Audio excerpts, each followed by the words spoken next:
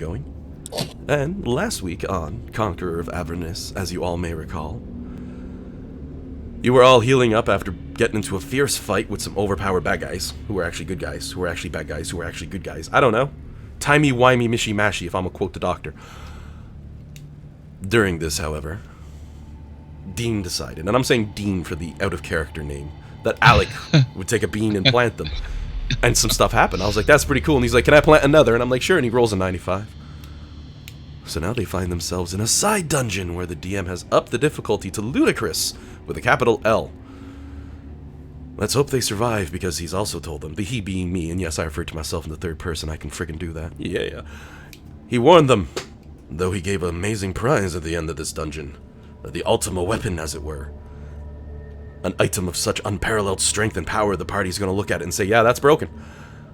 He warned them he increased the difficulty to ludicrous degrees. So, picking up where we left off last week with Rhea dusting off her shield and blinking at the remnants of the pit, which had a bajillion zombies coming up from below it, she gives a nod. Well, Fulminoxus, that was certainly a good strike with that electricity of yours. I fear I would have been chopping for hours otherwise. Oh yeah, no worries. I don't use it very often, so sorry again, Pup, and I'll give him a little scratch. Pup will kind of like rub into her leg a little bit. Aw, thanks, dude.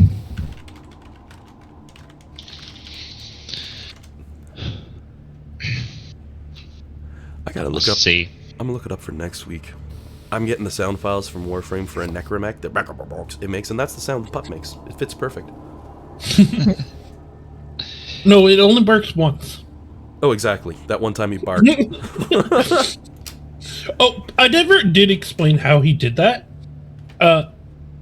The artificers have the ability to make a little sound device.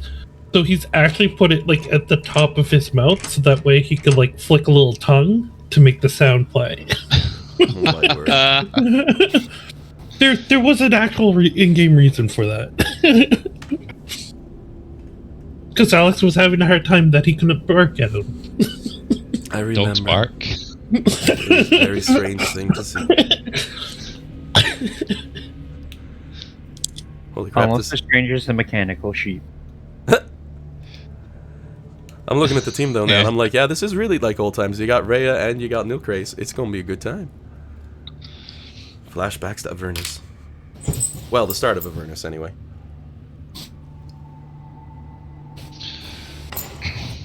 So, you have two major paths that you could go. The northeasterly way, or the southwesterly way. Westerly? Westerly? Oh, God. The DM needs coffee. That should be a hashtag. Yeah. I think the original plan was to go this way, but I don't know if the thinking's changed. I don't know why. Walking up the center seems like a bad idea, because it turns out this path hasn't been too hot either.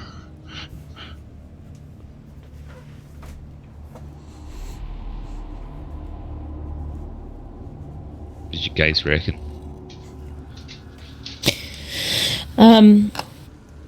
I'm not too picky. Whatever you guys think is fine with me. I'd say we keep going over this way. Okay. I think the only reason we came this way was for the crates. And since Yeah. this is a dangerous dungeon, as the DM has mentioned, who is going to be leading your marching order? I say I would be. I guess Okay. you're a literal tank just now. Yeah, exactly. So the 30 AC insane. 30 pretty high. Yeah. It's pretty much max out for characters. I mean, you can get higher, but they're meme builds at that point, you know? It's Yeah, nice to also like- be useful. Not that I'm saying you're not useful, John. Quite the opposite. Quite useful, very strong. Yeah. But usually if you go like 30 plus AC, that's it. Could you? Would it be possible for you to squeeze out one more point of AC, like if you took a level in Forge Cleric, or is there some conflicting enchantment on your arm? I can't because my wisdom's only 10. All right, theoretically though. I haven't read Forge Cleric because I couldn't multi-class. Say Alec planted some beans and was able to get the eggs that boosted your lowest stat point by 1 if you make the save.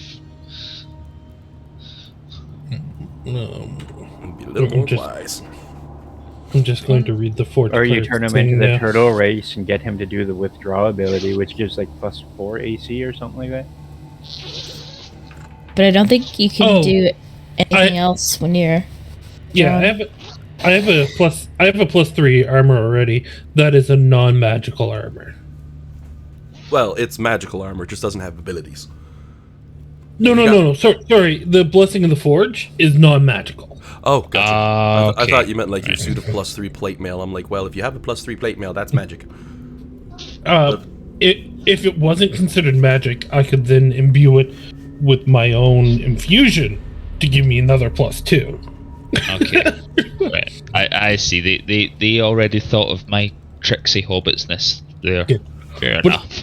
Oh man, could you imagine if that wasn't the case? Like, I could take one level and have a 33 AC. Oh boy. You'd be looking at bad guys. What's the challenge rating on this one, DM? And I'd be like 42. That's the meaning of life. DM tops out, or D&D tops out at 30, but I got the math to build higher. It's pretty straightforward. You get a certain number of attacks, usually a certain proficiency bonus, certain health levels, certain kick your asses. I don't think the mythics went beyond 50, though, for what most people calculate. After that, they're like, really? You'll throw a challenge rating 50 at a level 20. That's like throwing a Tarsk at a level 1. It's like, You guys like fighting Tarsks? Or Tarask? I've really got to fix how I pronounce that. But the other thing is, like, next level I get a +6 to all my saves, so I don't think I would. That is hard to give up. It's real juicy. Toss up between that and like proficiency and all saves and all that, you know what I mean? But even then, Yeah. it's pretty much Yep. half of this one or the other. I mean, I to be believe fair. you get- Oh, sorry. Go ahead. No, it's not that important. I was just gonna say, I think you get proficiency in all your saves in Monk, Yep. Yeah. right? Diamond Yeah. Soul, I think it's called, Jillian. Yeah. Yeah. I'm stretching, but yeah, I think that's the only one actually. I'm curious Yeah. now. I have to look. I was just gonna say, like, technically, like, in a way, at level 20, artificers get proficiency in all skills because they get a +6 to all their Yep. saves. Right. Saves, So may but as not well, checks, right? Yeah, saves, not checks. Jillian's like, well, if you're overpowered anyway. yeah, absolutely. Everyone's overpowered at level 20. It doesn't matter. Oh yeah, Exactly. yeah. You're already a chopping machine, Jillian, with flux there. If you get one more attack at level 20, it's just going to be bad. The other action surge too. Oh, I believe they used to have knives in the 90s called Ginsu. I'll just staple that on the side of your sword, Ginsu. Bad guys be like, what's that mean? You're like, let me show you. Dead. But I digress. To make things a little easier on this one, John, since you're going to take the lead, if you want to move your character around first as you progress through the dungeon, everyone else, you don't have to worry about your tokens. It's a very small dungeon, but I may call for you to set your minis in marching order. Like, for example, as John character moves forward through the hallway and comes to a dead stop right about here. I've moved his character the extra piece. Go ahead and place your minis where they would be in marching order comparison to his. Rhea is strong, so she's going to be up at front as well, with whoever decides to hold the front line. Oh, I would be up there as well. I figure. But I know that Nilkrates is has a higher AC than me, so I'd probably him and Rhea go. Oh, I don't know. I'll go here. Higher Yeah. AC, What's the difference? but And then Flux has like Pup will 100 more health. Yeah. Well, this is easy because then I can just go diagonal if I need to get into this square. So Yeah, and Pup can just bring up the rear to defend everyone. And Dan, do you want me to move? Like, I would give you priority on placement just because I don't need to get this close. is fine. you can just run around like Sonic in the bonus levels and just go all the way around the roof and back down again. And let me just set Rhea's armor class to be correctly what it is. It is a 29, but that's because she's wearing magical armor, magical plate, and has every ability that you could imagine to get it higher. If she loses her shield, she drops to a 24. Oh no. Oh, sorry, make that a 23. She gets a +1 bonus for having something in either hands while fighting. A shield counts for that. Sort of like the Duelist Defender feat, but she'll drop from Still a 29 higher. to a 23. Yeah. Still Yeah. higher than me. She is CR 27. That's Yeah, or fair. 24, I think. Let me double check. I have it on here. 25. Apparently, I calculated her as a 25, and she's got a crap ton of health and fuck. But Wordle's really hard today. I don't know what to do. Do you want to know what the letters I have are? Like, do you guys play? Like, would I be spoiling it if I said? I know it, but I don't play. but So I by know. all means, The letters that I have are SOUC, SOUC, and the O has to go in a certain spot, and I can't put the U where I want to put the U, and it's only 5 letters, and I don't know what to do. Where does the O go? It's the second letter. So You what sent letters a you got? screenshot? I Yeah. can if you want, but yeah, I go for don't. it. I don't No. like. Don't tell me if you think of something. Okay. But I'm just. I don't know what to do. Sorry to interrupt. That's what I was doing while we were Hey. talking about this, and I'm just like, D&D's I- about solving puzzles, and you triggered us. I'm so. You throw up a picture So of that. I'm sad. curious to see it. Yeah, I'll send it to you. Right, carry on. Sorry. So we're ready to go, and something bad's gonna happen. I can tell.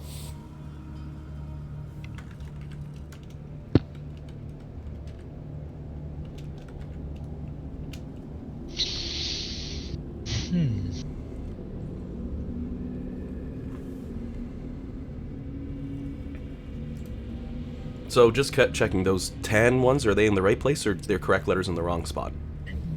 Correct. The letters that are in the word, but that's not where they go. Okay, so you need Okay. green. Okay. I have a guess already. Do you really? Fuck. Yeah. Don't tell me. Well, let me sit with it for a bit longer. Sometimes you have to put it down and go back to it. Jillian, if it makes you feel better, I don't. Thank you. That does make me feel better. Oh. I think I have like 3 guesses now, and they're all straightforward words, and it's hard to check. I'll give you a hint, though, with the word I'm thinking, Jillian. Okay. Dean's on Is the that same what you're thinking? strain of thought. Yeah. But Did the you problem DM him? is... Yeah, he did. Oh, alright, yeah. Well, I that's mean, good work, yeah. The answer could be magical. Interesting. Especially in D&D. It's another word for the concentration, but magic. We'll leave that one with you, Interesting. because that's... The problem is Yeah, what leave you're it with set me. up. I mean... Would I know the word, Dean? Do I know the word? Like, Oh, have I? definitely, yeah. Okay, It's- that's good to yeah. know. Sometimes I think it's a word I don't know, and I'm just like guessing with letters. There are so many options that you have with those letters. I can't put the placement though. I can't get my brain around the placement. Okay, just sorry. Please carry on. I'm putting it down and I'm gonna look at it later. That's a good time. That's a good time, that thing. I think we all got a little distracted for a quick minute. Alrighty. So, what I am going to need from those of you in the front, and this is going to be Nilkrace and Flux, you are going to need to give me a strength save. You both have advantage on this roll, however. Oh, strength save. Mm-hmm. Nice. We both rolled a 19. Alrighty. Everyone else give me a dex save. And I'm going to need an athletics check from both Nilkrace and Flux. For the deck save. I don't know if it's magical. Nope, but, it's just to avoid a trap. Okay. Does it have anything to do with the grappled condition? Nope. But Okay. you don't have to worry about it. You both don't have to. You got the athletics No, checks. it's just because I have advantage on athletics if it's to avoid the grappling Yes. condition. That's why I asked. 18, that's still... Hold up. I rolled a 3. Dean, Yeah. you need to duck your head too. Oh, are you doing Flash of Flash genius. Flash Genius? Yeah, I had. Right. Yep. Thank you. I just remember to pull my sticky notes to the latest page in my my notepad. I've got wheel as well, so I can. If anyone else needs a boost, I can give you a D6. Ooh. And you said we also need an just straight athletic. Oof. That's not good. All right. Let me give you a playthrough. What's happened? I'll return the favor for no crates. I'll use wheel to give him a D6. Hopefully it helps. Man. Oh, I tried. No. I tried. Dan, give me a roll using Rhea for an athletics check. She is not trained in athletics, but she has a whopping 27 strength, which gives her a +8 to the roll base. I solved Wordle, you guys. What was it? Hocus Do you pocus? want... Nobody cares, right? Yeah, well, No. focus. Yeah. Focus, Dan. Okay. Yep. Dean got it. He messages me focus. I'm like hocus pocus. And then I sent back like 2 or 3 more words that could fit. Like locus, It was... coops. What Yeah. was her bonus to the athletics? A plus what? She gets a Plus +8 8. total for her strength. And that's a clap, Jillian. You got a first shot. I would have failed because I would have guessed too many Well- wrong things. Your hint helped Ooh. because you said it was another way to say concentration, so... Yeah, I didn't want to give it away too much, but I said that afterwards, and I was like, "Oh, that's oh no, Alan." But good job on that one, Dan. You perfect timing to get a 25 total for Rhea as you roll through the roof to make up for the party members rolling through the floor. Because that's exactly what happened, and I'm assuming Jade. I think I saw it. I think he aced his. Yeah, he got a 20. Wow. I have never seen Jade roll so low on a dex-related anything. He only got a 21. Only. So Jade does this big fancy super backflip, and I'm just gonna move your token, as I do, as you land beside Pup crouched on the ground, looking all comfy and like, oh shit. Alec, on the other hand, not so lucky because He did John? get a +6. Used Flash of Genius, so gets it's an 18. Yeah. yeah. Well, it's a 13. Wait, what did he actually? He got a 12, and then a 12 plus +1. 6 is 18. No. He gets a +6 for Flash Genius. Oh, I thought it was a dice roll down there. Still, 18's a No. fail. Oh. Oh. Oh. Sadness. You're there. Hello, my old friend. Didn't realize we were going Christopher Walken, but we got there. Alrighty. 2 horrible things happen at the exact same time. Because, you know, Oh. bad dungeon. The floor beneath Alec's feet, in a rolling wave, gives out as it crumbles to dust. But that's probably not what's catching you by your attention. Because at that exact moment, the walls themselves both snap inward like a flytrap, moving with intense speed and pressure. Thankfully, with incredibly high strength saves by Nilkrace and Flux, they manage to catch either side of this wall as it pins and crushes in. Not only that, you notice Rhea is holding as well, providing you with that advantage, which is why you both ran with it. She doesn't get to roll for those. She's your backup. And incredibly, despite the amount of sheer strength both of you contain, and don't worry, Dean, I'll get to the Alec falling in a second. As you can tell, I gave him a negative 60 there. He fell pretty far. The walls themselves go the full 60 feet down to a gigantic spike pit. Because what else says dungeon like a spike pit? The floor as well. You got a point. But I'm bummed. That's a good pun. I had to get there. Here's the thing, though. Nilkrace and Flux and Rhea are now T-posed. And if any of you have ever heard of the gymnastics maneuver, the Iron Cross, where you're on the rings and you hold your two hands out and hold yourself up on the rings like that, it's incredibly difficult, incredibly hard, and incredibly dangerous. You're all basically doing that as you're floating up in the air. You notice Jade, however, is completely fine, as is Pup. Alec, however, he looks up towards the group of you as you see him falling, holding a hand out as he drifts into the winds. You are in free fall, about to have some bad stuff happen. Do you have anything you can do as part of a reaction for Alec? Let's see, reactions. I can absorb elements. Question. So, can I... Like, I used my reaction for Flash Genius when this happened. Do I have another reaction before he hits? No. This is all one scene. That's what I thought. Your athletics check were to see if you could resist the walls crushing on this round. And sometimes I'll use initiative for these things, but it's usually easier to just track it in the one go. Yeah. And where you both failed on the athletics checks, you could feel the walls pressing closer until you hear a scream of both pain, strength from Rhea.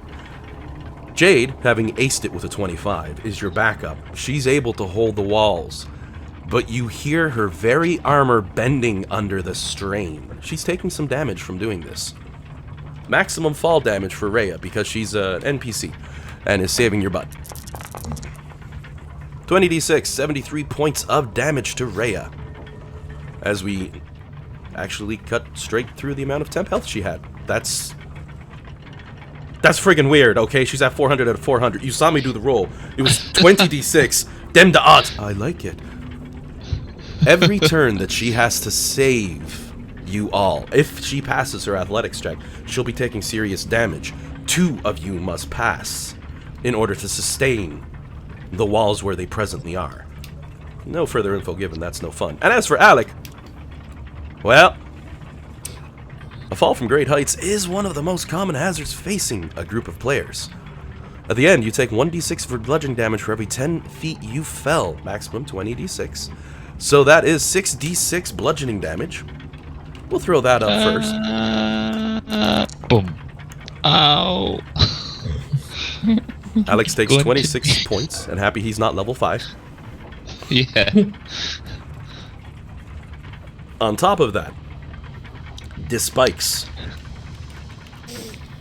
That's going to be 5d12 points of damage, piercing damage, as they slice into you for 25 points and make a wonderful Swiss cheese out of that lovely cloak that you wear. But don't worry, you've got people with mending. More importantly, roll me a con save.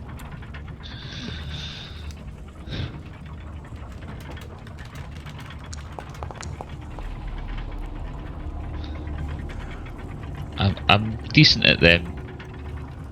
25. Alrighty.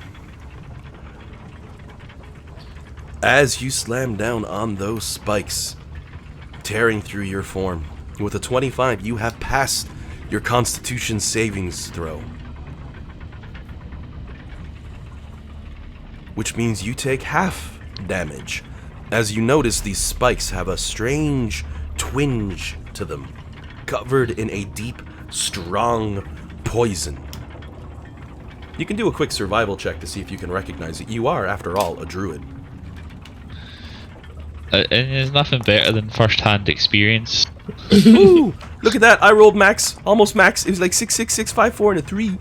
I like it. You take 30 points of poison damage from the spikes themselves stabbing into you.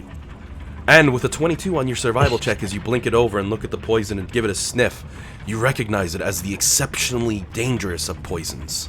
Purple worm poison. Thankfully, you passed your con save. But you took damage from it due to the sheer capacity of its acidity. Round 2. Dan, your character is the one who's presently standing there with their thumbs in their pockets because you aced your save. As you see your friends being crushed by a wall, you got any plans up them sleeves? Oh, and just, to make things a little more stressful, you might be wondering, why are all these high-strength characters having such a hard time with 2 walls? Because, as Alec is going to notice as he looks left and right, you ain't got much room left. Those walls go right down to where you are, and you're at risk of being crushed to death as well. Don't like that.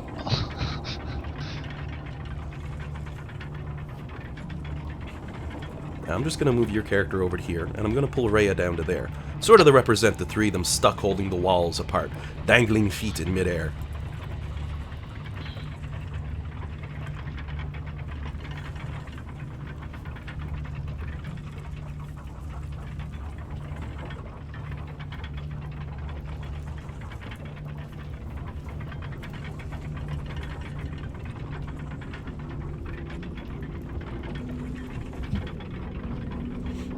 I'm not sure if I'm playing music or if Dan's thinking so hard that I hear the gear spinning. Sorry, Dan, I was waiting for my first opportunity to say that. Yeah.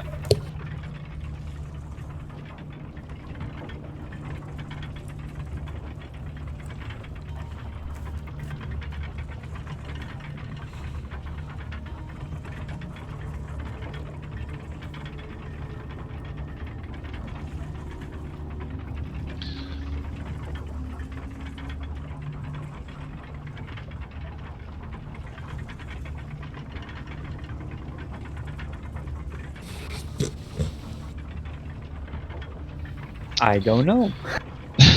Oh no. That's not a good sign if the rogue is stumped. Oh no. Can you? It's Sorry, usually go a wizard disintegration ray that solves these problems. So is Isaac just gone then? Yeah, for intents and purposes, I'm just going to vanish the character. It makes things easier on this run. I normally do something, but... Here's what are you open to suggestions, Dan, or do you want to sit with it for a bit? Okay. You have a climb speed, right? Yeah. Would there be any chance that you could get down there and bring them back up even like halfway, or would that be... I wouldn't want to put you at risk, but either that or like tossing a rope down, trying to pull. If you're going to climb down, I'll add in, you can only do it off of this wall. The wall on the other side, even though I have Dean's character standing there. Actually, I'm going to move Pup aside. Dean is underneath where Rhea's position is. Because of the way that this dungeon works, a wall has been created. Dang it. This'll do.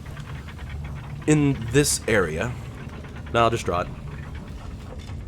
I don't use drawings very often, so I should use one now. They come in handy. This red line represents the wall that's being pushed outward from this wall by machinations and mechanical products directly in front of Jade, revealing tears and twists and lines. Right. So if he climbs, it would be this one, as this wall would represent difficult terrain because it's literally shuddering against the 3 of you. Just on a heads up. Right. Yep. Gotcha. Even like tossing a rope down, trying to pull him up. Yeah. I don't know if that... I have a rope of climbing. I'll use that to get him up.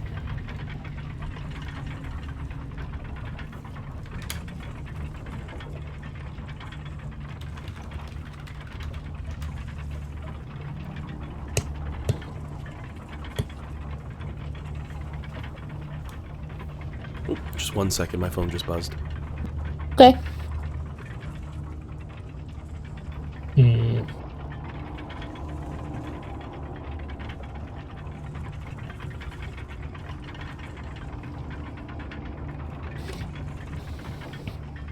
Why does Flux and Alec have mini health bars too? Do you guys see that? It's like something is mounted on you. Oh, that's my imp. And that'll be Lulu. Lulu, right? Oh, for some reason I thought we left Lulu out of the dungeon.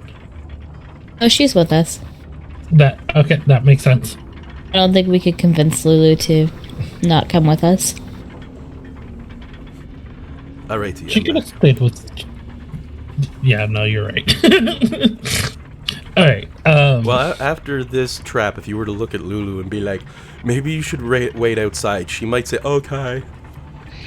Only because of the nature of the dungeon. Normally she hangs with you all Right. because, well, we love Lulu. Now we say we, I mean that as the royal we. Like, I'm putting a hand on my chest saying, we love the Lulu. All right. So,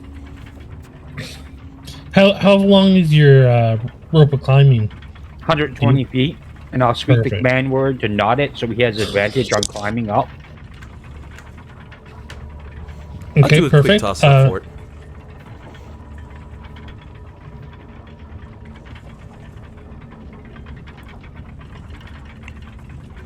So it does take But an you- action and a bonus action for the two, right?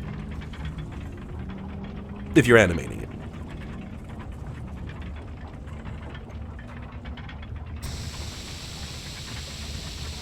Oh no, it takes your action to animate it, and then as a bonus action, because it's animated, you can command the other end to move towards a destination of your choice. I didn't read close enough on that one.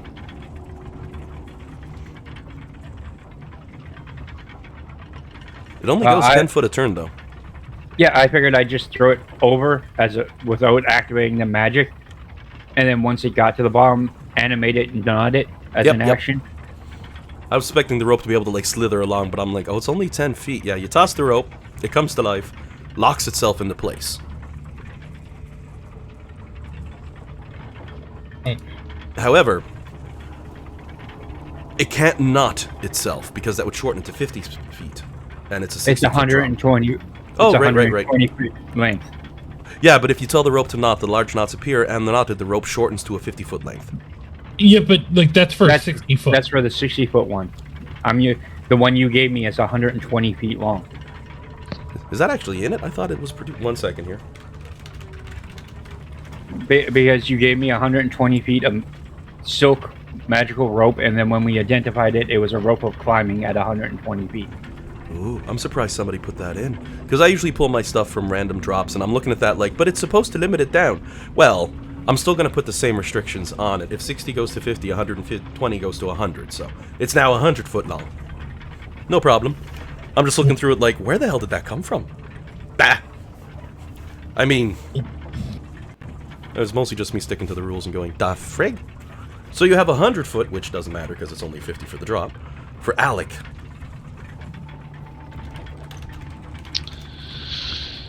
Thank you. Pup will grab onto the rope to help.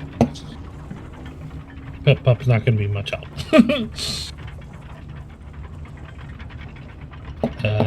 I think Jillian and I need to do athletics saves checks. Well, here's the other thing. Yeah. Because I'm peeking at Alec just to make sure. He has 30 feet of movement.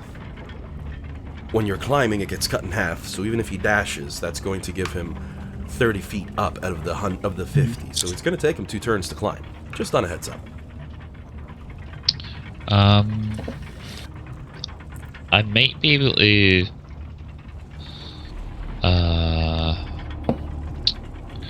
I forget what we discovered about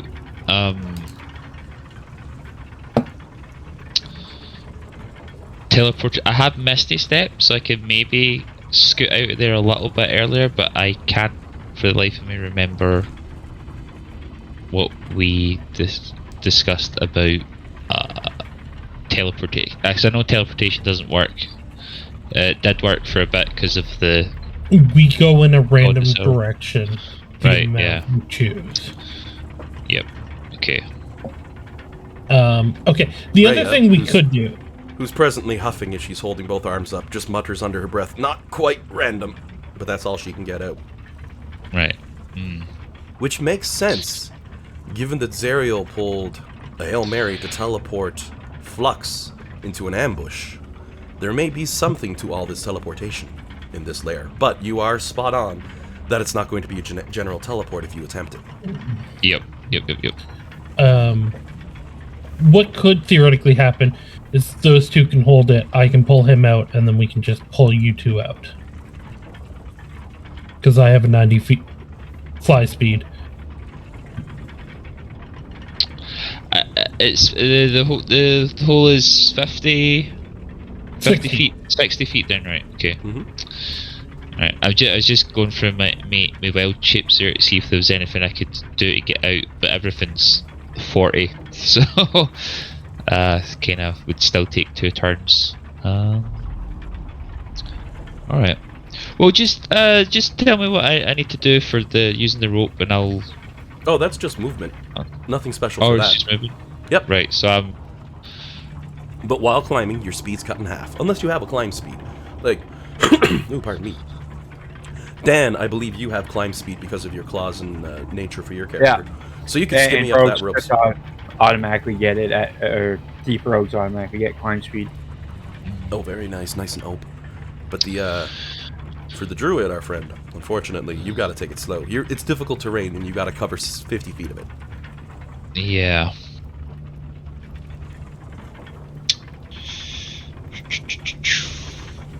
As you see, I'm slowly scaling back to the people with the athletics checks lasts. Strictly because things can happen that'll change the game plan, right? Could I? Okay.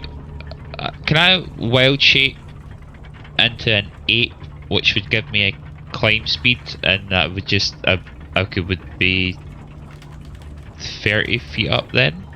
How big's an ape? I'm not a giant ape, just a regular ape. It's a medium beast. Yep, no problem then, because otherwise you'd be squeezing on that wall. Sure. So I'm that's my action, so I can't dash or anything, but I'm 30 feet up, and I've got some HP buffer there as well.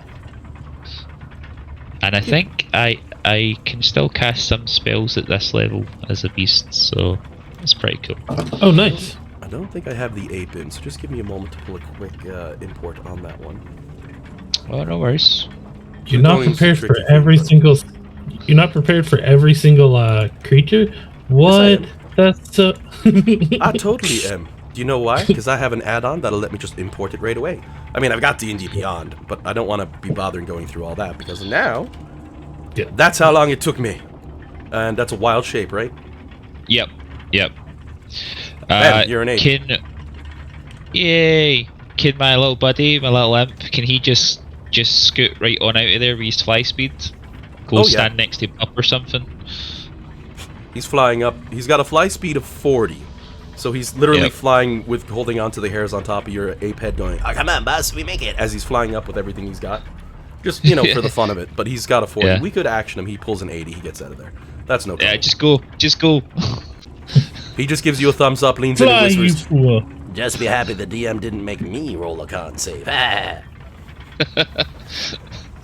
My usual rule on familiars is until they're directly interacting with the scene, they're mostly immune.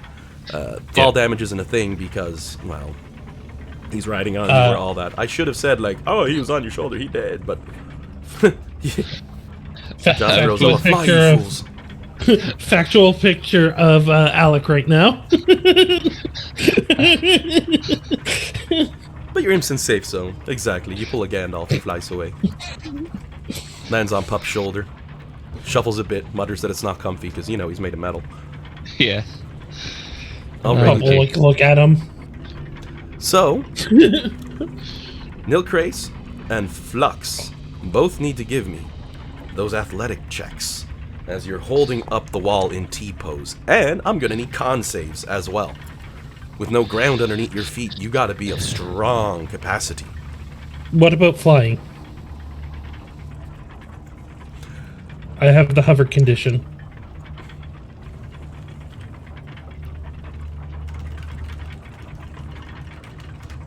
Let me just peek at something. Yep. Because hover only refers to the ability to not fall when you're knocked prone. So technically you're dangling here with your hands held up. 1 second here. That being said, I want to double check, make sure we get past it. So I'm gonna use Flash of Genius on Flux's athletics check. Yeah, ready. Just to be safe. So that brings it up to 25. 25. Sorry, I was on mute. But yes, I said this. I asked the same question. Thank you. Okay. Alrighty.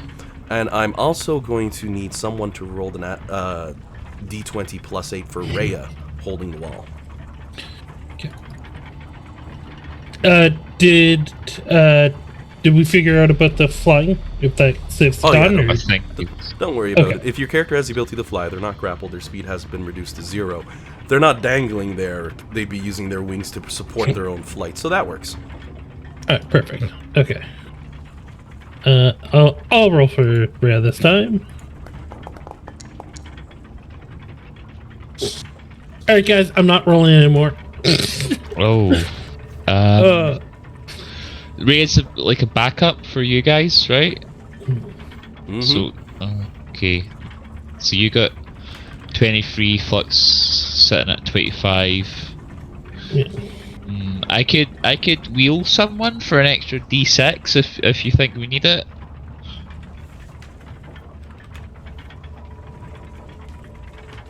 Like if we wanted to boost Flux's 25 a little more.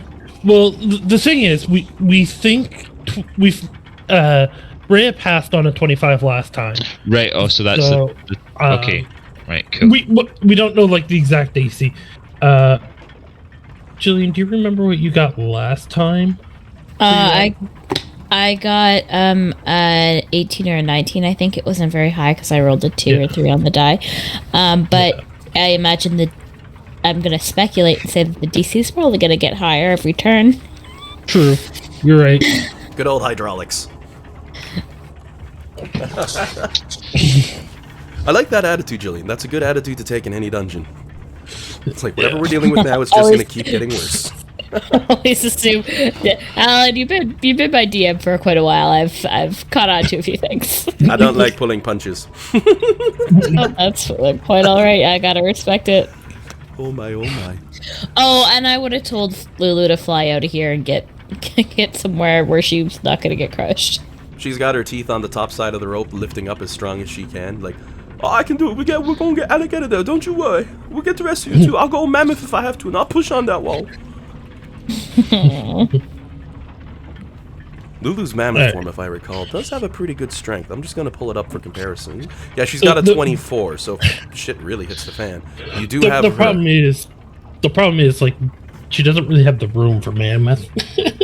Yeah, because that thing's a huge creature, not just large. It takes up a 3x3, right? Yeah. She could squeeze, but if that's a 2x2, and now it's a 1x1, so she turned into a mammoth. The wall breaks open. She goes, "Aha! I did it! I solved the problem."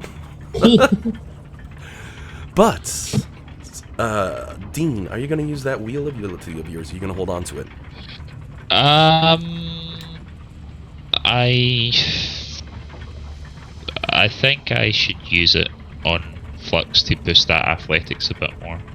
So, roll a d6. Okay, thank you. Flux just carrying the weight of the rest of the team. What else is new? Great. Oh, it's the second Jeez one in that ability. Oh, Lord. And Fulminoxus, who had felt the pressure of the wall squeezing last time and her own strength had faltered, this time, with the flash of genius and wheel slapped on top of her athletics check, digs down deep inside, even though she rolled a bloody 4 on the check. I feel so bad. Digs deep inside and with all of her might, paired with Nilkrace, is able to push back against the walls. And you manage to hold I like to them off. imagine.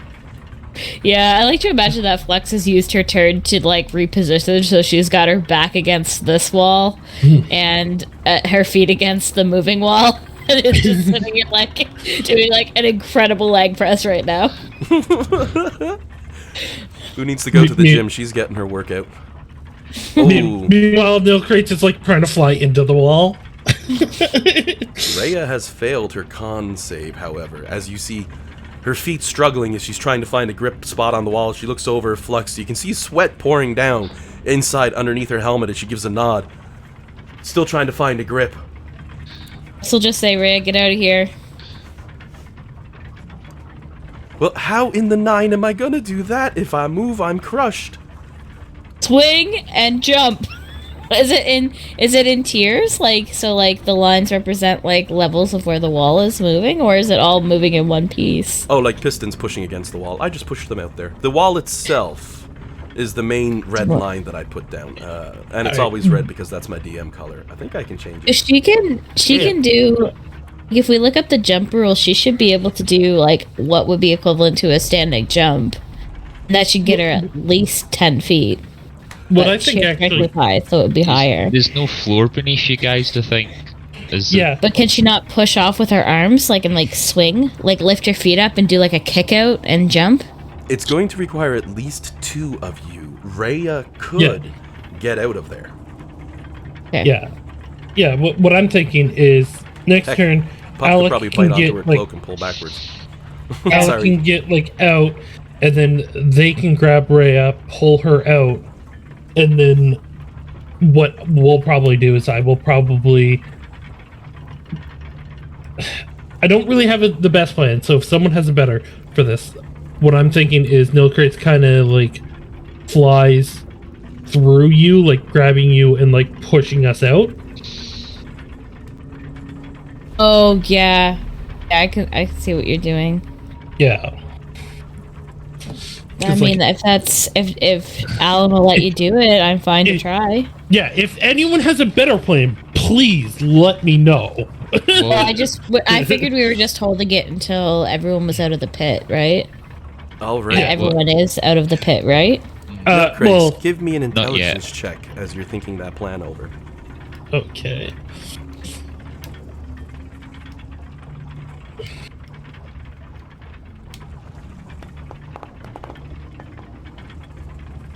Oh boy.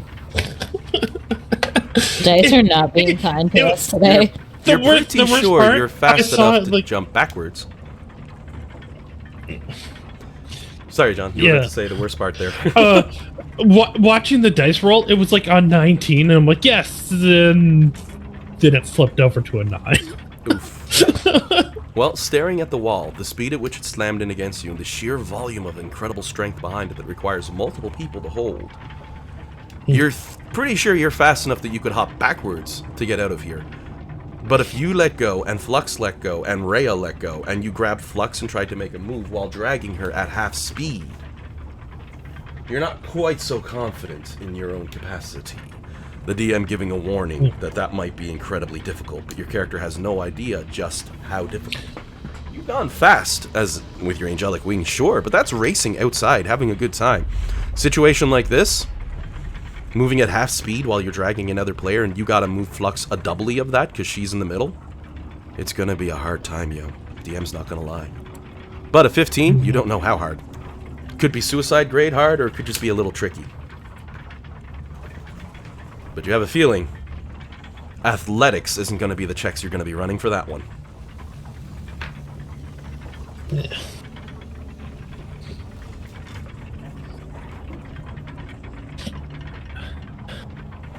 Anyone have any ideas?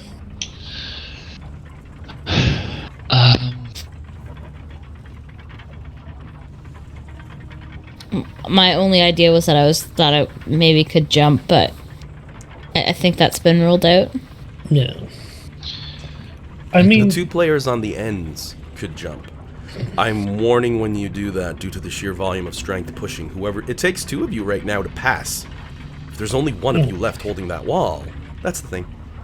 so Very big, very strong wall. The walls,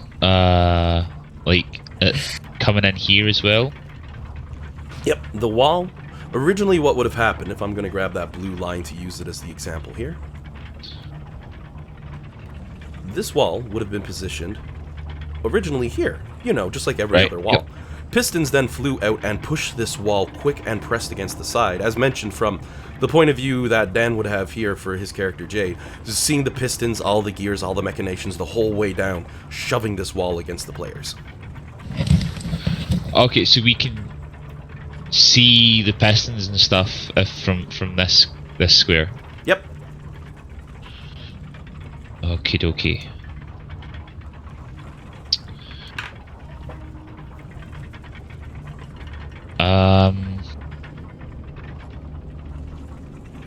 Could try destroying the mechanisms to stop it pushing.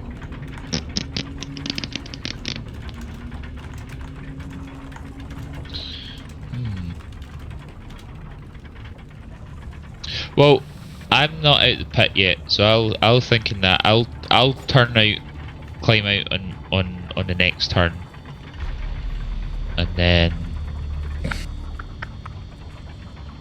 go from there. So that's your movement. You pop up the extra 20, so you have 10 feet of movement left if you have anything you want to actually physically do with that. You do have your action left. And as mentioned, for those of you pulling those athletics checks, I round around to you three last, strictly because anything could still change that for the better. You know what I mean? So,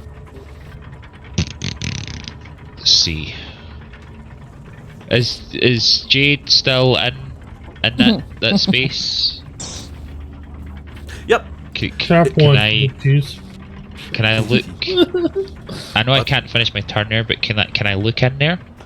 You can never end your turn in another player's round. You're 100% correct. But with 10 feet of movement, I'm not going to be that big of an arse. You can look around a corner. You'd be leaning in. Jade, move your head a bit. And he'd be like, I got you, friend. Right. So would you said it's like pistons and gears and stuff? Yep. You can see all the machinations for this incredible device pressing your friends. I don't know, incredible would be the word I'd use. I don't know. Strong enough to hold 3 19s. It's incredible. Okay, I don't. How long ago was the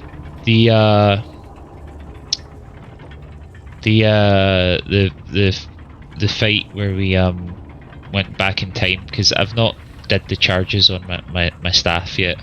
Like a couple hours. The team took a short rest, but no one took a long rest. Oh, we didn't long rest. No, we did do long rest. Was it? Let me scroll back here because you. Yeah, we did. No. What we did, we went back in time. I took did a long say you rest. couldn't take the long rest until after the 24-hour mark, because at midnight is when your long rest. Oh, right, yeah. But Alan, I think that we were talking. What didn't we do the? All right, so let me just. So we went back in time. We took a long rest. We then left on the ship. While leaving on the ship, we got ambushed by the team, and then from there, we took a short rest, but we didn't take a long rest. But Alec used his staff during the back in time thing, so he would have had one long rest. I don't think you took a long rest after you came back from time. We didn't move the clock forward. Everyone jumped on the ship and they went because I said, well, it'll be midnight. But you immediately got on the ship, you went, and you got jumped again while you were still weakened from that fight. All right. After that beatdown, there was another short rest. And I say a beatdown, but it was kind of you all beating down on the bad guys. I don't think a long rest was actually taken. You'll want to double check. Take a look at the recording from the other week if I have that one up.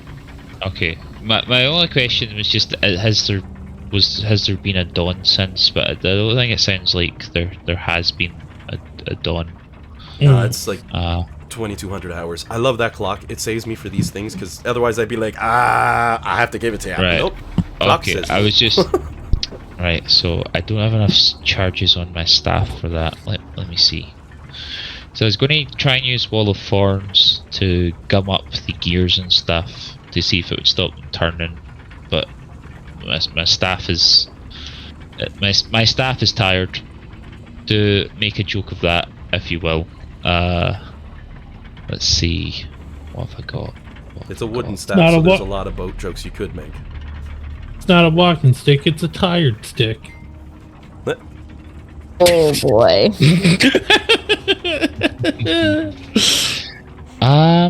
That one was really bad. I'm sorry, but I'm not. Let's see. Come on. What have I got? Gotta have something. You're just a sleepy boy. Yeah, apparently I didn't sleep very well last night. He's scared of the wind. He's just letting me pet him. He's got his head hanging low. He doesn't usually let us pet him because he's too psycho. Aww. He's just like, It's the he extra just hour. hangs his head.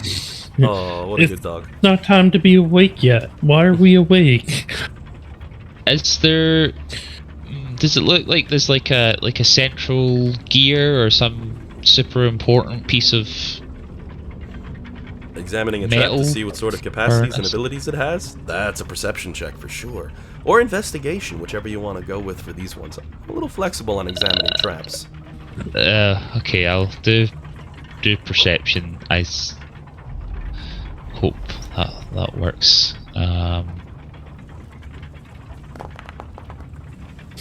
Not great. So, was He that says 9? with a 28. Yeah, I was just thinking that.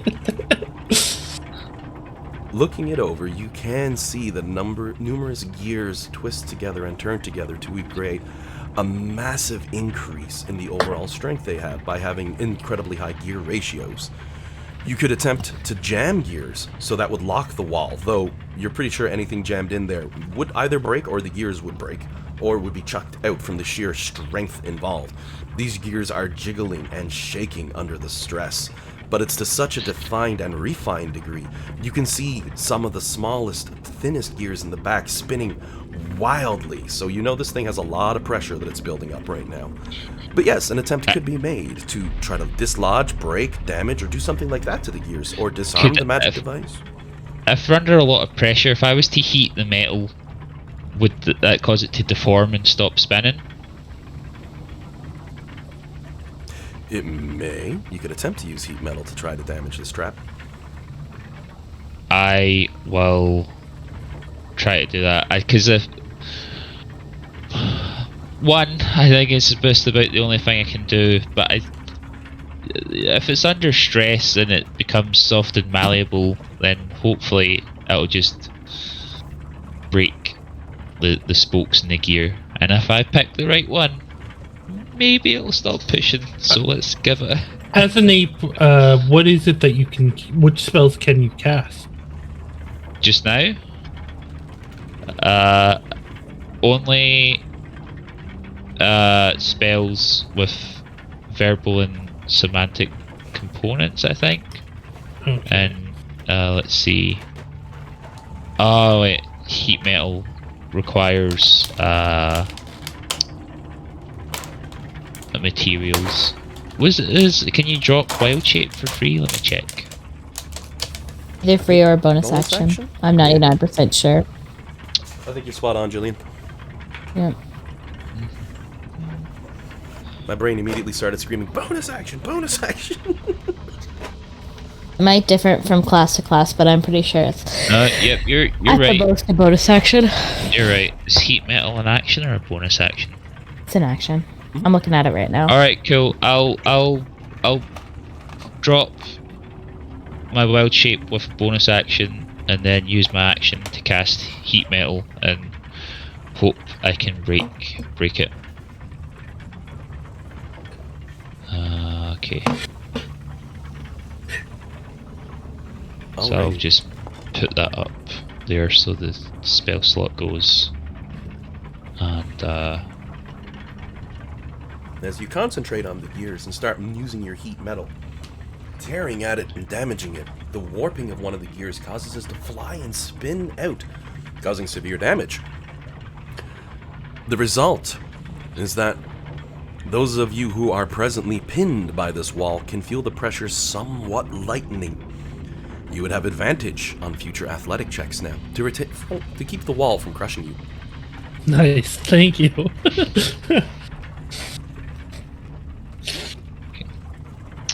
and then I'll obviously would end up on Jade's spot, so I guess I'll stay in that spot and like hold my hand out to someone if they want to grab it. I'll try and pull them up, something like that. But I think that's me. Alrighty. Hey Dan, you got a plan? I just love how that rhymes too much. I say it all the time, but He also plays the rogue, so it's a really good fit. It is And a the good man fit. with a plan. I'm going to start by pulling the rope back up.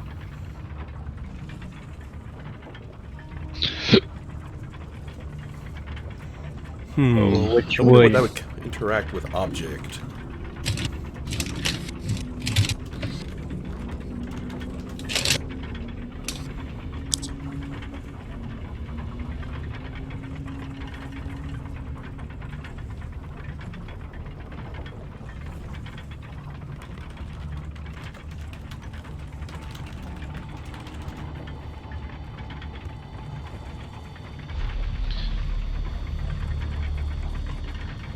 So, grabbing the rope and whipping it back up to where you are, quick and dirty, letting it hit as a pile on the floor.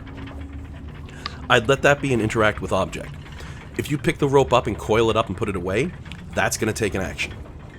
I'm going to call that actually going through the whole process. But if you just bring that rope up so, you know, it's out of the risk of getting any issues, and let it flop at your side, no problem. I only say this because years of fishing and wrapping up ropes, it takes more than 6 seconds for 60 or 100. Yeah. I just want it up and out of the pit in case stuff goes south, because Jade magic items don't want to lose them. Kind of figured you were going that way with that, so that's why I was doing Jade's that. like, I just want to make sure my rope's okay, just in case the others aren't.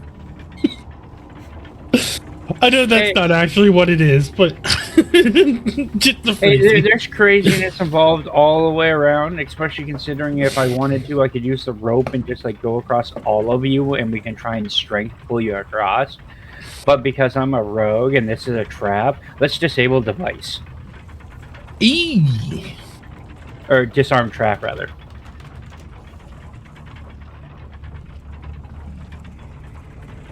That's a thing we can do. By we, I mean you.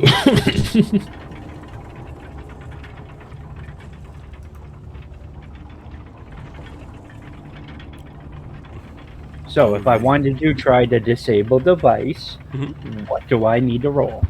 I gotta love how that isn't actually... They didn't really define that very well in 5th, did they?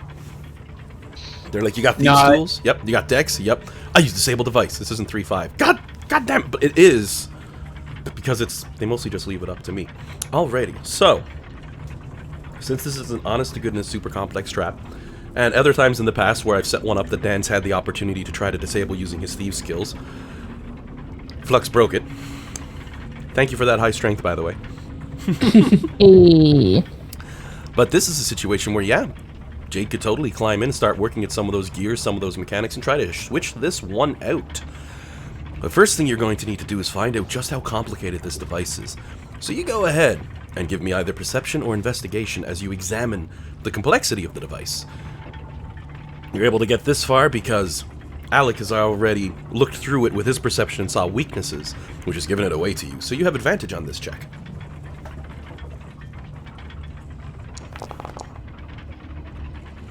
Jesus Christ. Dan's like, yeah, advantage. Let me just put a 19 and a 20 on the board, Alan. I don't need no stinking advantage. Okay, bro. Okay. Can I just start letting Dan roll for me? Hey, man. You used up the bad rolls and he used up the good rolls. That's okay. I know it doesn't work like that with statistics, but I believe in the dice It gods. does. That is how it works. 100%. You can specifically see exactly how to disarm this trap, but it would take you 2 turns with 2 successful checks on those thieves' tools. No different than picking a lock, essentially, at this point. But you'd have to do it twice.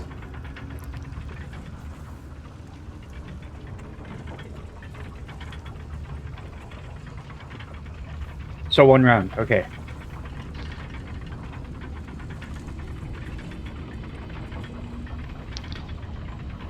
Wait, can you run it as a bonus action now or something? Yeah, I can use Thieves' Tools as a bonus action. There you But I go. use my bonus action to pull up the rope. So I only have my action this turn. So you can disable it next turn. We just have to pass one more check, basically. Yeah. I feel confident. We have advantage anyway. So long as Dan doesn't roll like a 1 on his dex. Even if Got I roll it, Jade! even if I roll a 1, I'll get a minimum 33. But will that be enough? That's the question.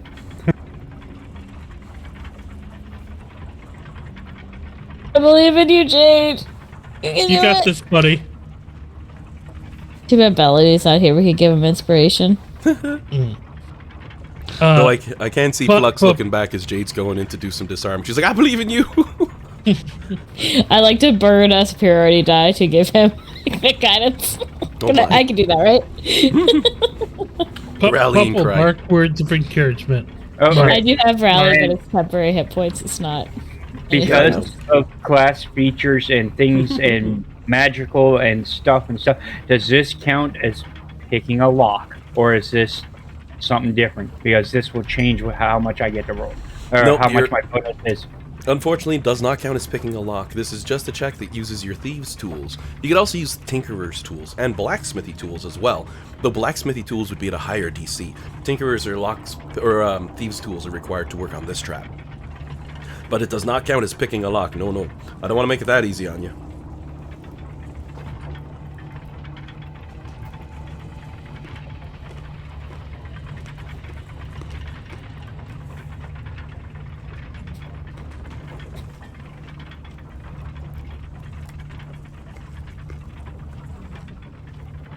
Remember,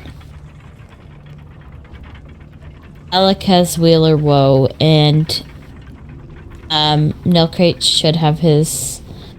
How many flashes of genius do you have? Just double check. We're down to 2 left. Okay. No, I just had to look because I'm wearing Gloves of Theory and I have the Infiltrator's Key and stuff, and it gives me advantage on Pick Lock for locks and a +5 to my Sleight of Hand for locks. So I'm actually have a lower bonus than what I normally would. Oh, I see. You have to change a couple things. I get it. Yeah, it's like a +15 instead of a +20, you know what I mean? But I'm bummed. It's plus 18 instead of a +23. I was close. Actually, I was exactly off by 3 on both of them. So I'm pretty proud of myself. Yeah.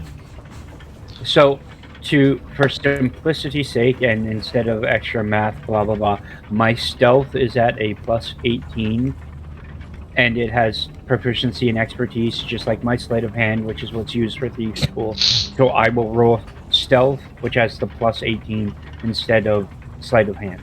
Sounds good.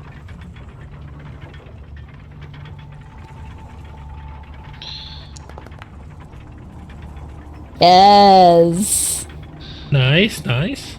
I want to actually, no, I'll knock on wood, because I shouldn't get too excited just yet.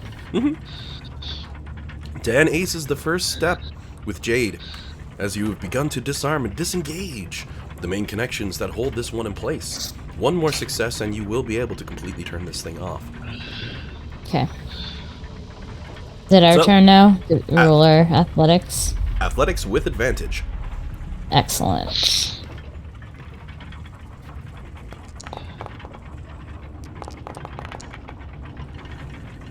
Oh my fuck. How? That was I don't think that there's much point in me wheeling that. No, absolutely not. God.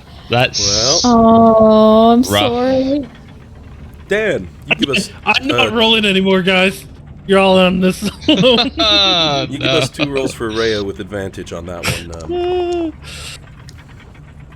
See. Dan's a man. Dan's a man for the job. Imagine Dan sitting at his desk like something from Hackers, just going, "I am the net." Alrighty. It's enough strength between the two of you to hold on, and I'm going to need a con save for both Flux and again for So this is just regular. This is not advantage. Yep. And I will remind for Flux, you did fail your last one. Failed my con save? I think you did the last time. It was only like an 18, I think. I thought it was higher than that. I got like a 20 something. I put my foot in my mouth. It was a 24. You failed this It was a 24. con save. You can feel your strength beginning to weaken from the overall pressure. Please hurry, Jade. It's so heavy. And as for Rhea, she gets a +9 to con. She does not have a train. She's trained in intelligence, wisdom, and charisma. She fails her con save as well, and you can see she's beginning to feel the strain. Was it her who failed last time? Yeah, I believe it was her that failed last time. That being said, Alrighty. for this one, we'll just make sure she doesn't fail. Two dents in a row. Give her +6. That's enough to make her pass. Alrighty, Dan. As we start the next round. Could I give him guidance? Boost those numbers a little bit? Walk over, just pat him on the shoulder, and you say to him, "Apes, strong together." Well, I had to drop my wild shape to cast heat metal, so I mean, I'll still say that. That works. Just How about Where's Rhea Rhea, going? come back. I don't know. We kind of She need started you, moving. Rhea. I opened up Don't Dean's leave character us. sheet, and she just moved all the way to the right. I'm the only character you play, Alan. Haha. I'll be right back. I just have to run to the bathroom. Yeah. Alright, Dan. What does You your gotta- guidance give? It gives you a D4 to your check. You can add a D4. There she goes again. I was just about to say it. What is with her? Because, like, she, last game, too, only her was doing weird things. Don't know. Now, are you hitting numbers? Dude, I'm eating chocolate. I got a dish of chocolate-covered peanuts, and I just having a couple. And I saw Rhea start moving, and I took another peanut, and then she moved one more, and I took another peanut, and she moved one more, and I was like, Hey guys. Well, that's me. nuts. I'm trying to add 1d4 to my roll, and every time I hit the D button, whatever person I have selected starts moving to the right. W-A-S-D. Oh! That's weird, No, though. You should not I'm be able not- to move her through the Yeah. wall. Oh, I know why. The actual lighting for this area goes out to here, and then I curve it to here, splitting the two areas, and she's able to get, any of you can get right underneath there up to a certain point. Often I'll put the wall lighting right to the edge of a wall, but in spots like this, I make it bigger so the map looks nicer. It gives a nice effect when you can see the smoke around the edges of the walls. Alrighty. A 37 37. is enough for Jade to disengage the wall. Now give me a dex save for Jade.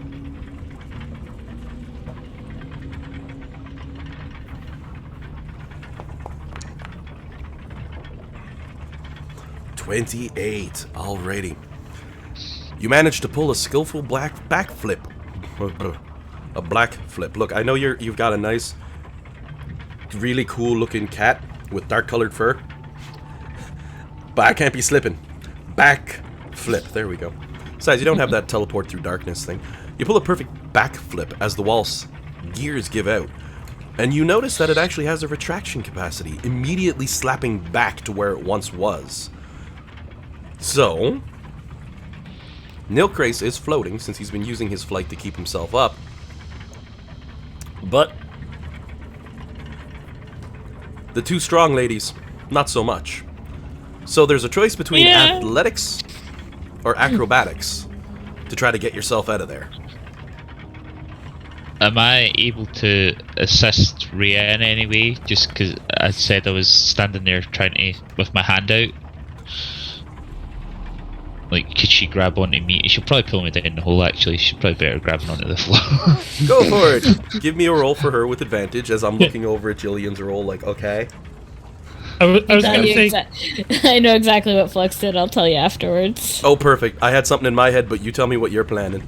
Because there's only one thing that made sense with a roll that high. I was like, damn. I'm assuming this is correct. Like, I passed. Oh, yeah. Flux just, when she feels the wall start to give, she just digs her claw into the wall. That's exactly what I was thinking. Holds herself up in like a sitting squat, like in a suspended squat. It's like I was gonna say, can Nilkrates just grab her? But like he starts reaching and then like sees that she's just holding on by the thing and like kind of pause. do you want a hand or you good? Her arms are shaking, but she's like, I'm fine. No, Kate will still grab her and fly her over. Wow. Rhea pulls hers off as well, hopping backwards, as her DC was quite lower. She didn't have to pull a crazy maneuver. I'm trying to find it solo, but I can't find it solo, so I'm just going to have to use a straight-up picture of it. Anybody remember, and this is someone else's art from Pinterest, anybody remember ye old cartoon of awesomeness from Disney? Yes. Gargoyles. I started Yes. watching that again recently and forgot to finish it, but I like that. I even had I'm toys and disappointed everything. in you. They were good times. I do like how it gives a really strong underline on Scottish culture. I have a fun line with that, especially when they come and they're like, these gargoyles are evil and destroy them all. And I'm like, yep, 100% accurate.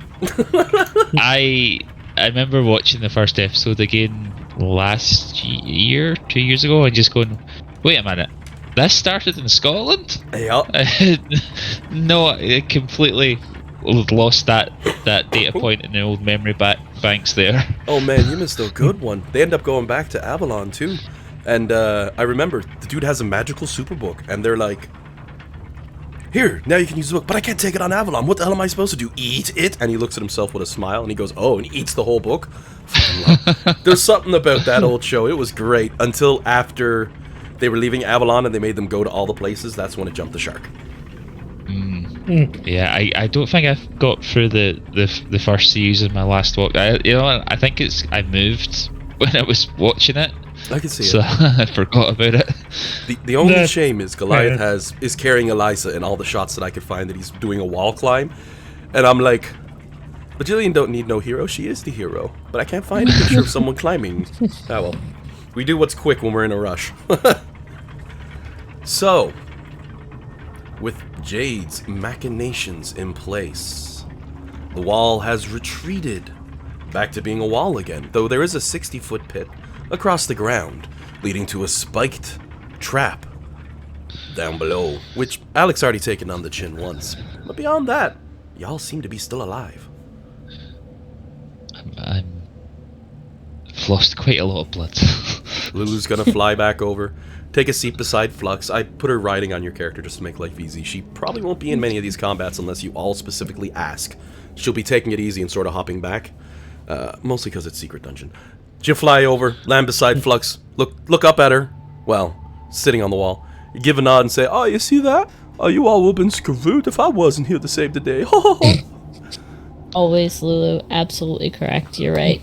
No, So Kratos will kind of rub the top of her head. So you see she looks right at Jade, gives him a nod and a wink. You know, one of those you did good winks. Lulu appreciates it. She just likes to have fun. Rhea, meanwhile, is presently taking off her left arm's armor from around her main bicep. This would be a point where I go into the details on how it's like, wowza, she could roll a ship on that thing, no problem, looks like the ocean waves. Bends it back into place somewhat and puts it back on with a grunt. Mutters something about the wall and shakes her head. Oh, thanks, Dan. I'm going to steal that picture that you just put up there. Yeah, that's This what is- Flux did. Much better fit. I was searching, but it was always Goliath carrying Eliza, and I'm like, okay, I get it, it was a fun relationship, but forget that, give me the claws on the wall. Just like that.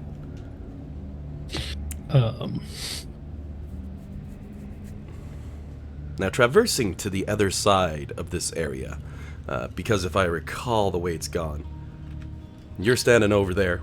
Flux is chilling on the wall. Rhea's back over this way. I would be where Yeah, sorry, no, Crate Kratos is was. currently holding Flux. Yeah. Because despite it being cool, no Kratos is giving her a hit. Yeah. She'll Yeah. take it. I do have a door placed here, but what I'm going to do to make it so there's more room on this side is I'm just going to do a quick edit to the map to add some walls in. There we go.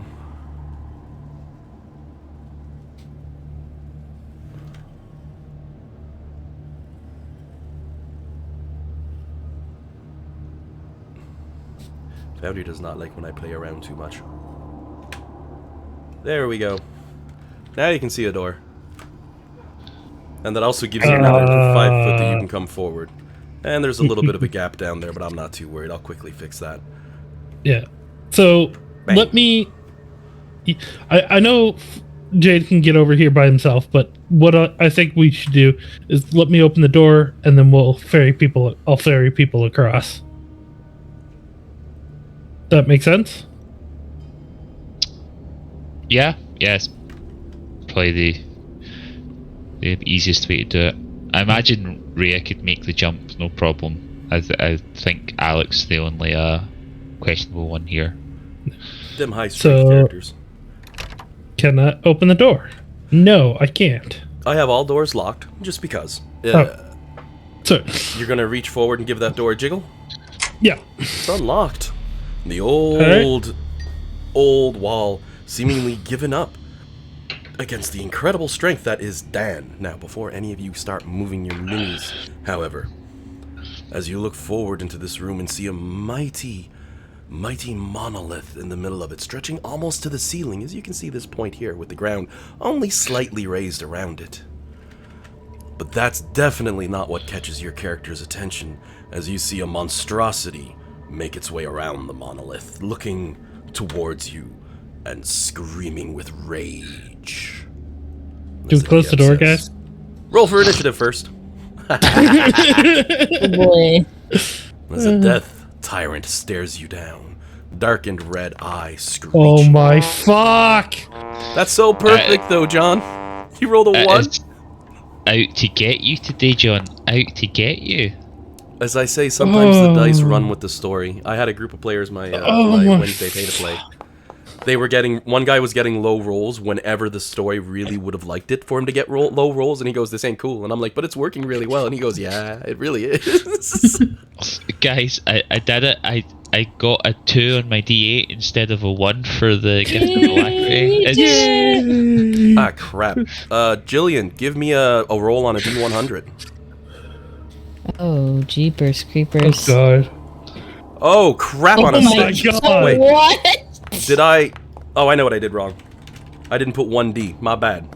Oh, Okay, so 75.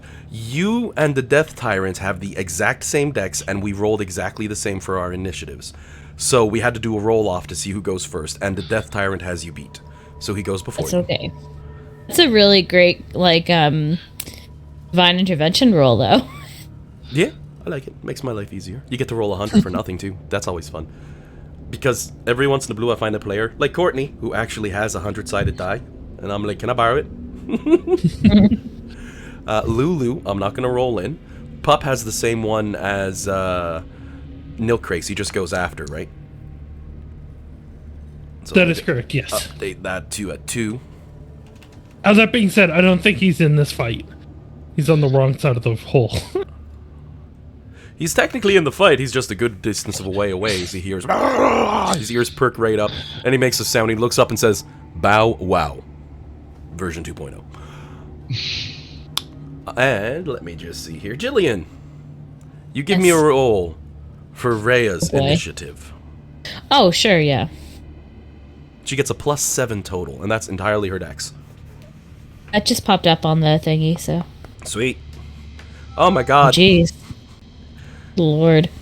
Rhea readies her shield and her sword and just nods. Then notices there's no real way for her to get in there very easy and curses somewhat. Sadness Chan's like, what are you trying to prove? She's an NPC. Alrighty, so let's get a little bit of fight song going on up in here.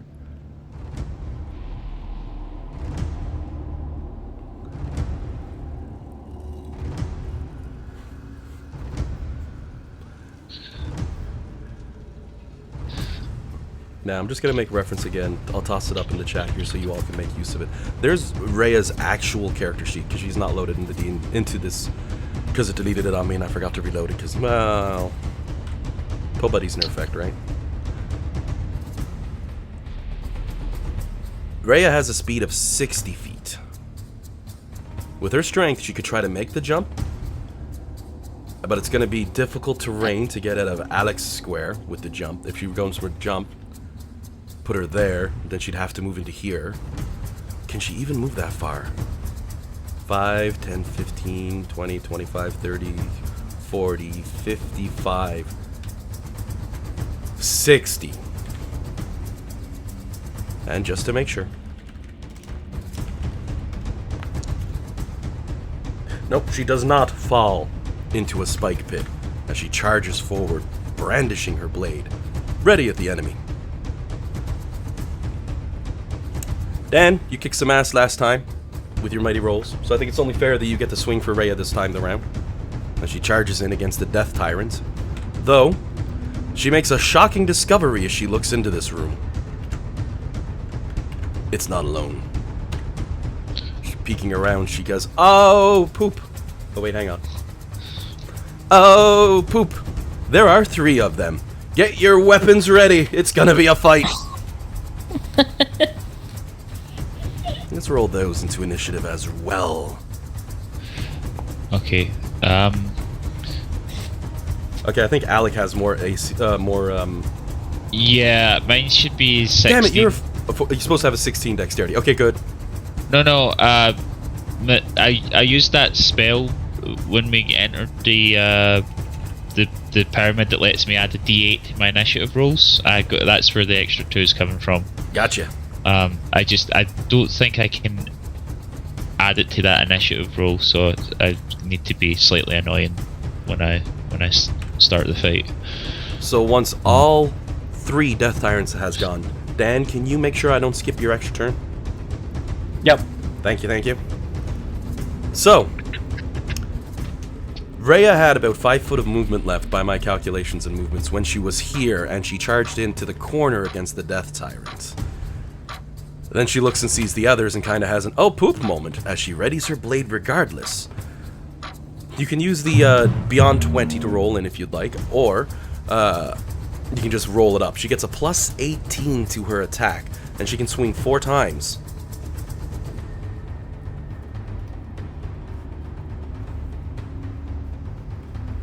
And the DM doesn't want to drop spoilers, but unless you roll a 1, she cannot miss.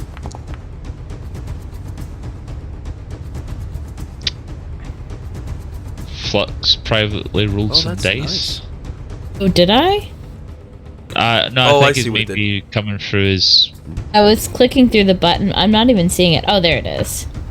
Oh. I Is it came up because with it, nice. it's like rolling from like a monsters page? It's private? Must be, yeah. Clever. Oh. Does Nice. somebody want to do her other 2 attacks? No, you go for it. You started. I do not want to roll.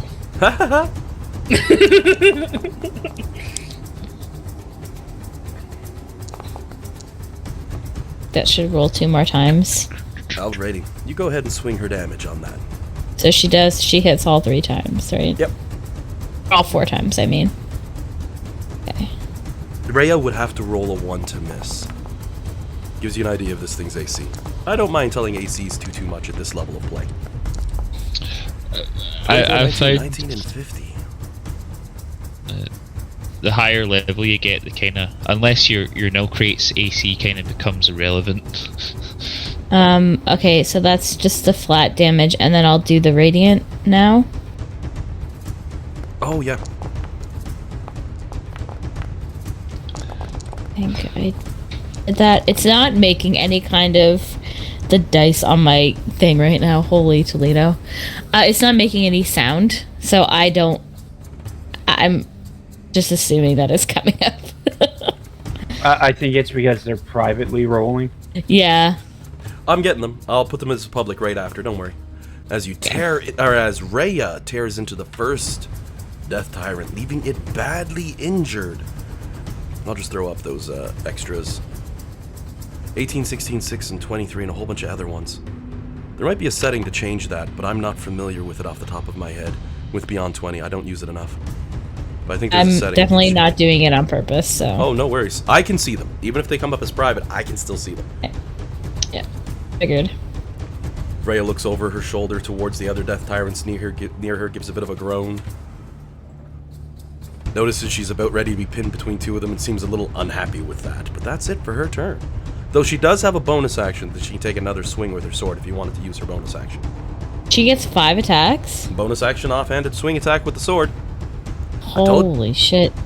Well, Do you guys want me to do that? I had to Yeah. build something that could actually hurt Flux. And as well as Flux, also possibly Nilkrace. I had to be ready to fight either of you with her, so she had to be pretty strong. But it's 3 Death Tyrants, so... You go ahead, roll the damage on there. Barely hits with that one. And since John has said not me, next turn, Dan, you can roll for it. A turn after that, Dean, you can roll for it. And then, John, it'll be you if they hit 4 rounds of combat. Are you sure I can't 34. abstain? Surely the theory is if you roll enough dice, then you'll get past the bad rolls. Oh, you sweet summer child. I thought you might say that.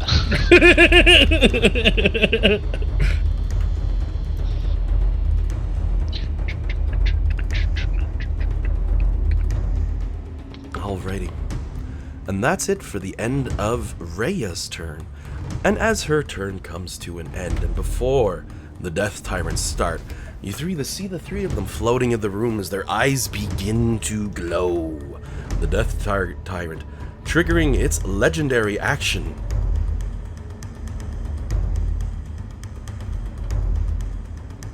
And fires an eye ray. I don't believe it. 3 of them, in fact. Oh boy. Who are they hitting? All 3 are being fired at Rhea. So is Ray a nice guy, by the way? What? So their name's Ray? That's pretty cool. Haha. Ray after Rhea. Poor Rhea. So, let's see here. 1d9 on a roll. 1d9.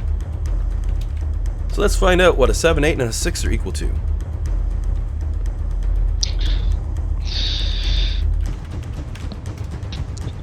Oh.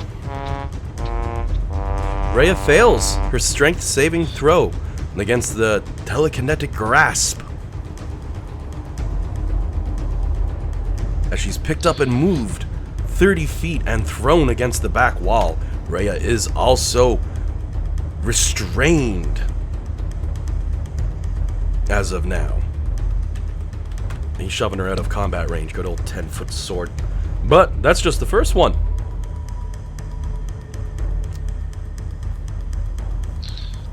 Now for a wisdom saving throw. Oh wait, I should be actually revealing my rolls here. Oh my god. Did you just roll 2 1s? In a row. Holy shit. Oh, Jesus. Rhea. Rhea's eyes drift over. She's like, what? And Rhea is now asleep. She does have a legendary resistance. Should she use it? That's the She key. gets one. One. What do you She guys gets all I think? give her. Ray for sleeping. Flux can wake her up with like a firm smack. And if she takes damage, she'll wake up anyway. No, never mind. But the restrained one, should we use it on that one? Well, probably not much point, because if she's restrained and asleep, it's kind of the same thing. She's still a bit out of it. Yeah, but if she takes damage, then she's no longer asleep. But if she's restrained, it's a little bit harder to break out of. Hi, Fergus. Come in. Where? Oh, I thought it was with you.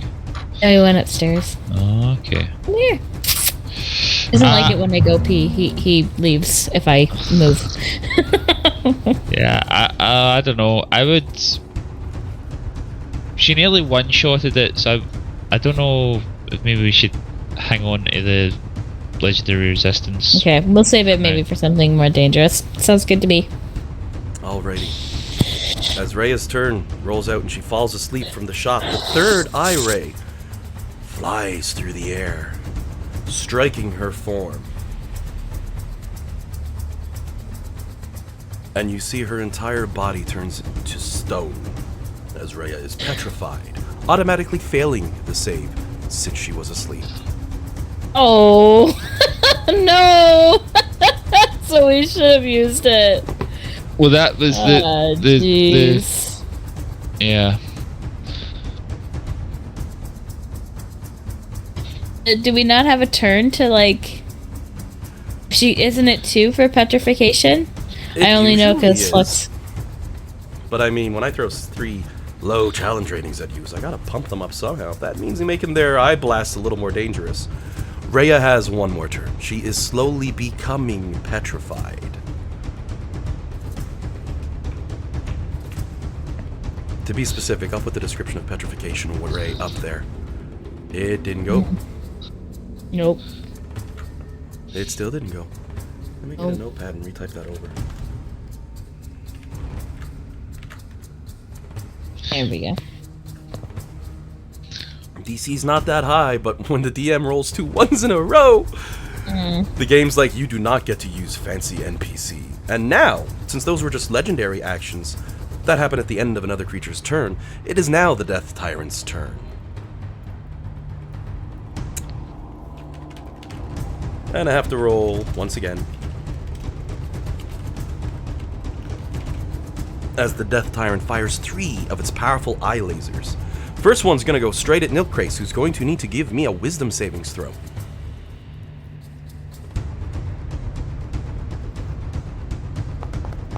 That's my bad save, though. You pass with a 19. Beyond that, I'm also going to need from Flux a strength savings throw. Okay.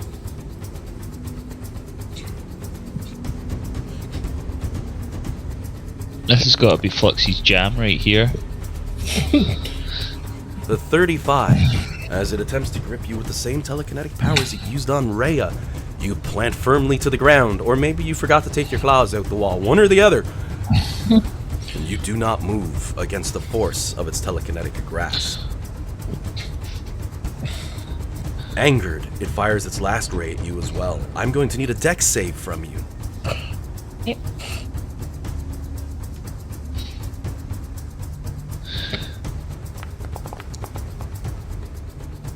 A 12 on the dex save. Anyone doing anything?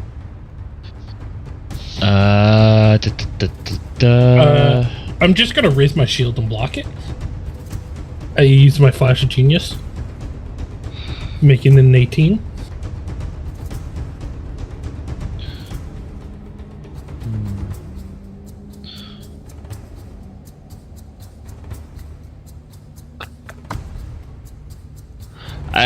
I don't mind using my wheel, but I've only got 3 left, so I'll. Okay, I'm not offended. This is my last Flash of Genius. Just Oh no! So with It'll an be 18 fine. on a dex save, Flux manages to shove out the way just in time as a beam flies past her, missing. Alright, cool. What color was the beam? Great. Okay. Go by the numbers, not the colors. Use your math. Well, I got we 2 don't see minutes. them. I'm gonna mess up and say the wrong color once or twice. That's the problem. And they don't actually give me colors, so I had to make them up the last time I did that. I remember when I did that last, I started breaking colors down, and I was like, I got this. I'd make a canonical error if I tried to do it again. I just like giving people a hard time. It's fine. Oh, that's fair. End of the Death Tyrant's turn. It drops around to Flux. That's very weird. I just get told it was my turn. I think the Same. turn tracker is. No, what it is we're owner of all of the tokens. Oh, so anytime okay. it's any one of our turns, we get out. Ah, right. Okay, cool. 15, 20. I don't suppose I can move here, can I? Oh yeah, 5 foot forward Okay. and then another 5 to the diagonal. Okay. I'll stop there. I just want to get out of people's way. So, can I do my bonus action first? Is that okay? Yeah. So Okay, long as it can doesn't I- require like a special trigger or something. No, I don't think so. I mean, I'm throwing my sword. Oh yeah, no problem. I'm gonna throw it at Rhea. I'm gonna strike her with Torm's Dancing Thunderbolt. Do I have advantage because she's restrained? Yeah. Okay. Fergus, why you turned all Oh, I don't know if psycho? I'm gonna hit her. 9 plus 18 is 27. 20. Let me double check what the 2 hit is. 17. So 26. I don't think that hits her. Nope, ricochets off that impenetrable armor she's wearing as you hear her snoring into the night. Yeah. I thought you just asked if you had advantage, though. I do. I rolled a 19, I rolled a 2, and then I rolled a 9 on my... I rolled the second d20 just flat off of... Right, I thought the 19 was a damage roll for some reason. No. Oh, okay. It's a 2 on the d20 and a 9 on a d20, so... No. I'll say, damn it, Rhea, wake up! And I will use the rest of my attacks on... Well... Swing one at a time. You're very strong. That's right. I'll use it on him. Actually, would it be okay? I forgot that he was near death. Would it be okay if I move back 5 feet? Pretend I didn't take that last move? Show me the steps. So I can hit the other one. Yeah. You got 60 on your other sword, and you haven't even completed your action yet, so by all means. Yeah. You take that so one then back, if so just pretend I didn't do that. Alright, and I will roll Cyrus's Rage when I find it, because I never can.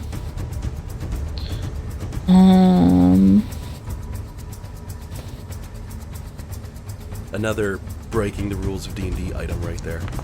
The game doesn't like too many of those. Does 20 hit?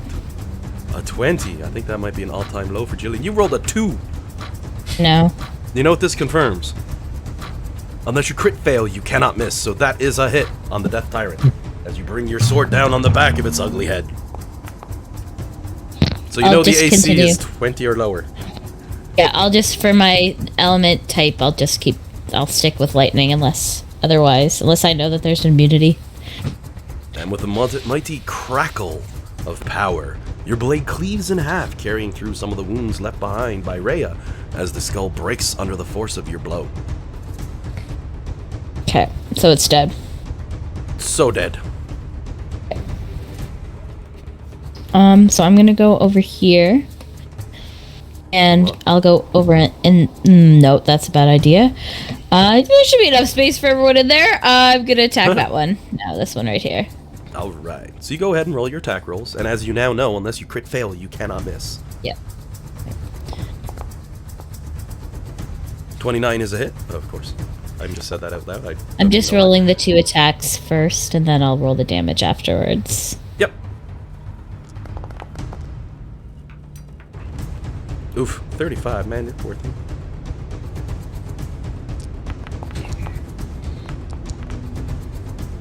And 38, ooch, ooch. 2 strong slices, you carve out pieces of bone and sinew from the Death Tyrant. And yeah, that's it, because I've used my movement and my bonus action and my action, so that's the end of my turn.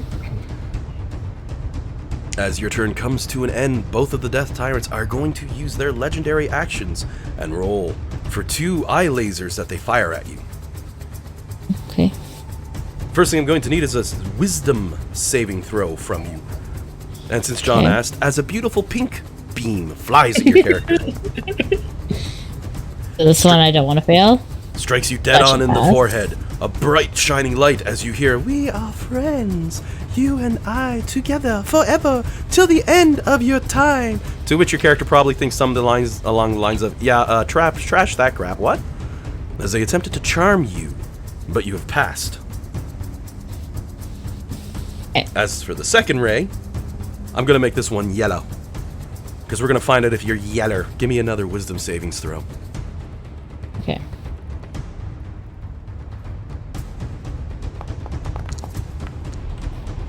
Oh, look at that! Acing 2 17s back to back. Forget the 1 in 400 chance of double rolls. We're kicking ass on the odds today.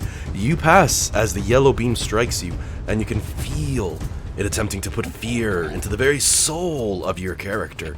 As Flux gives a shrug and says, "I've seen a lot scarier than a floating skull." You pass, and you are not affected by the fear ray. Alex, turn. Okay, I am stuck on the other side of the pit. 60-foot drop where I have the blue square. Yeah. Okay. And teleport is a bit risky. Okay. Just let me check. Can I can still conjure things, right? Like conjure animals and stuff. Okay. It's had wonky effects, as you noticed in Hell. I've had fun with that. But oh yeah. Yep. Okay. All right. I can't get there myself, so I'm going to send some help, and I will. Immediately, Kamachag's looking at you, shaking his head in his arms, like, no, no, no, no. It's all right. I'm going to conjure woodland beings. Ooh. And I'm going to summon. I hope, if it doesn't annoy you too much, 8 pixies. Like somewhere in this space where you can.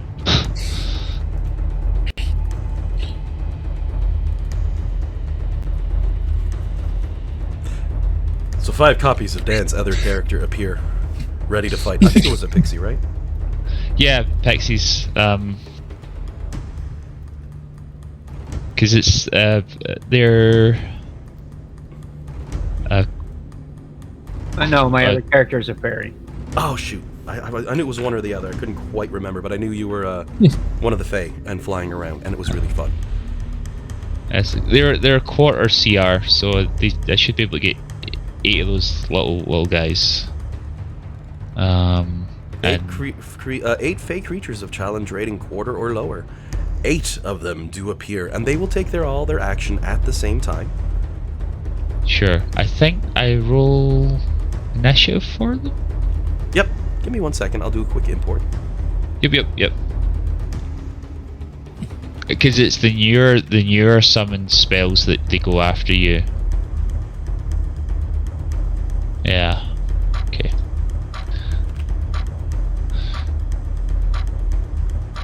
Bazinga. There we go. Oh god, I can actually put 4 of those on the map, can't I?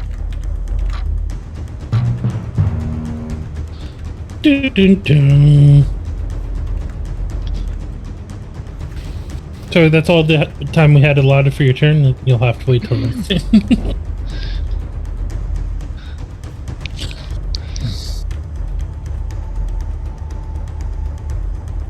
Oh god, I made too many. I'm just gonna put 1 down. There. Yeah, that's fine. Yep. And I'm gonna change everyone to be an owner of Pixie, so you'll be able to move it around. Actually, I should actually double check the distance I can within 60 feet. So I don't know if I can put them as far as you can as see. I wanted, but that's okay. Oh no, wait, I can get them up into that space. Cool. Right. So they'll go.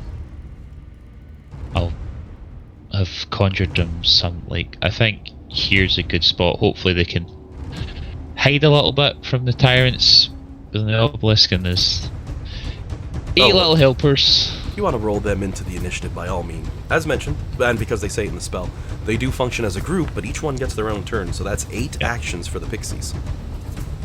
Okay. They just need to survive. Then bonus action. And I will say, as you summon those pixies, you start to use your magic to cast it through. You see Cumshag looks towards you, goes, you know, you're gonna end up with an army of imps or something, right, boss? As the lights sparkle through the air, and the aether opens up, as if the Feywild touched this place as well. Surprisingly, 8 pixies fly out, in jovial fashion, giving a laugh and a smile as they go. Your imp looks somewhat surprised. It didn't backfire. Sorry, buddy. He sort of gives you the wave of a hand, like, no, this is great. And, okay, I don't think there's anything useful I can do with my bonus action, so that'll be my turn. Alrighty. And at the end of your turn, before Jade's turn, those Death Tyrants are going to burn through their legendary actions one more time.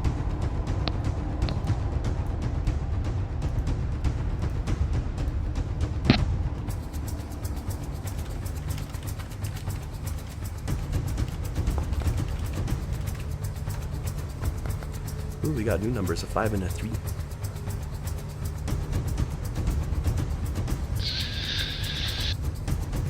This time, Jillian, since you're in the middle of the fray and just chop down one of their own, I'm going to need 2 wisdom saving throws from you. Or a wisdom saving throw and a con saving throw from you. Okay. As you see another yellow ray flying at you as they attempt to make you scared. But nothing makes Flubanoxes scared. Well, don't say that. I got you with the con save, though. I finally got one. A blackened ray with a green crackle strikes you, however, as you're taking that fear ray on the chin, and you feel the strength of death creep upon your character as you take 8d8 necrotic damage from an enervation ray. 29 points of damage. That's it.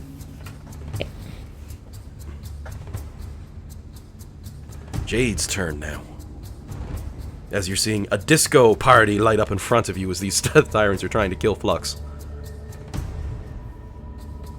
They go after Rhea, but she's like snoring. She's got one of those anime-style bubbles coming out of her nose. You know the one. Yeah.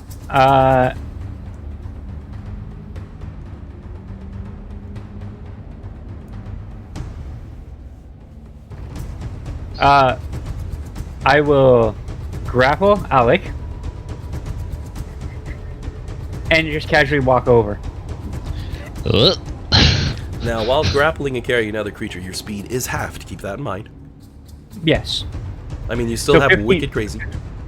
15 feet will put me at the end of the box, and then I can bonus action dash for another 15 feet, which would put me in front of Nil Crates. I can drop him there. I can feline swiftness and just walk right over to the Death Tyrant. Perfect. Let me help save you a minute. Through the wall you go. If I let anyone go through the wall, it's going to be Jade. Let's be honest. Not the first time. Nope. Probably won't be the last. And that's my turn. Alrighty. You actually see the impossible as this happens, as Jade comes to a rest. His hands goes on his knees, and he takes a few deep breaths and shakes his head, having to actually push himself a little bit for that one. You know, feline swiftness and carrying someone, you're feeling the burn. You won't need to do cardio tonight after this dungeon, that's for sure. But now it's the Death Tyrant's turn, who gives a mighty roar. And they're going to move to this space. Let me make sure you're not restricted. Yeah. As they float over, and I'm going to delete the other Death Tyrant off, pinning against either side of Flux, giving them advantage. Those teeth open up wide as you hear an unholy roar from its mouth, as it's going to try and bite you. I'll let it be public. Oh, look at that, I got a 19. I'm so proud of me. I actually hit you. I didn't think I would. I'm like, I got just as good of odds as hitting her with that as trying to get her with her. IAC is really not that high. So anything above 19 is hard to hit for most things. 14 points of piercing damage as it sinks its teeth into your shoulder. Ow. That's it for the Death Tyrant's turn, blocking up.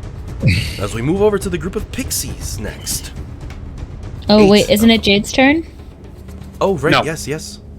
Oh, no, not yet. Initiative minus 10, so after the Death Tyrant before John. Yep. Okay.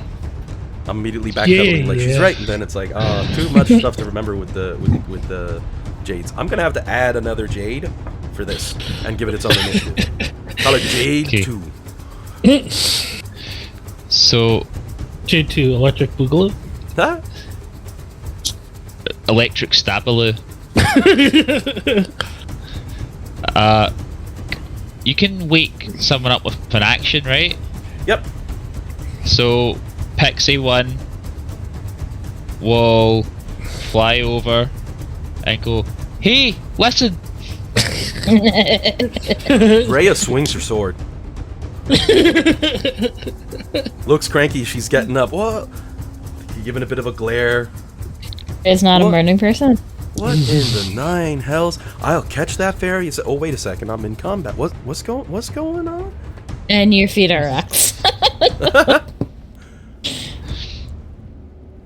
Rhea looks so somewhat confused, but she has regained her consciousness. the pixie will start floating around saying, "I'm here to help." Okay. Let's see. Pixie 2 will cast Confusion on this Death Tyrant. I'll put that through. Oh, that went off the page. It's DC 12 save, so very, very achievable. Oh, Yep. I forgot he has advantage on that. But he passes the first one. Okay. Pixie. I always point out in these scenarios, when you see an enemy with advantage, you notice it for these, so. You do see he's resilient. Okay. Well, we're just gonna need to keep pushing on through, because this is less. Okay. Pixie 3. No wait, it's limited by challenge rating, right? So that's probably not very helpful. Wow. Okay. That's a really handy way to cast Fly on a big group of people all at once. Yes. I like there. You do some tricks. I'm just okay. I need to find CR quarter things. It's been a while since the 7 stuff. I apologize for being slow.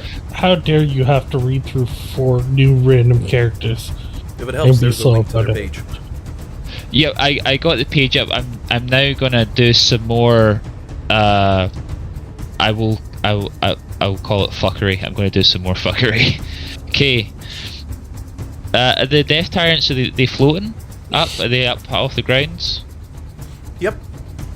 They are All right, floating, okay. and you would imagine, like their beholderkin, they probably have hover. Right. So they're. Are they within? Are they within melee range of something on the ground? Oh yeah. Alright, cool. Pixie 3 will cast Polymorph on Pixie 8 and turn her into a wolf. Oh god. Pixie 4 will turn Pixie 7 into a wolf. And Pixie 5 will turn Pixie 6 into a wolf.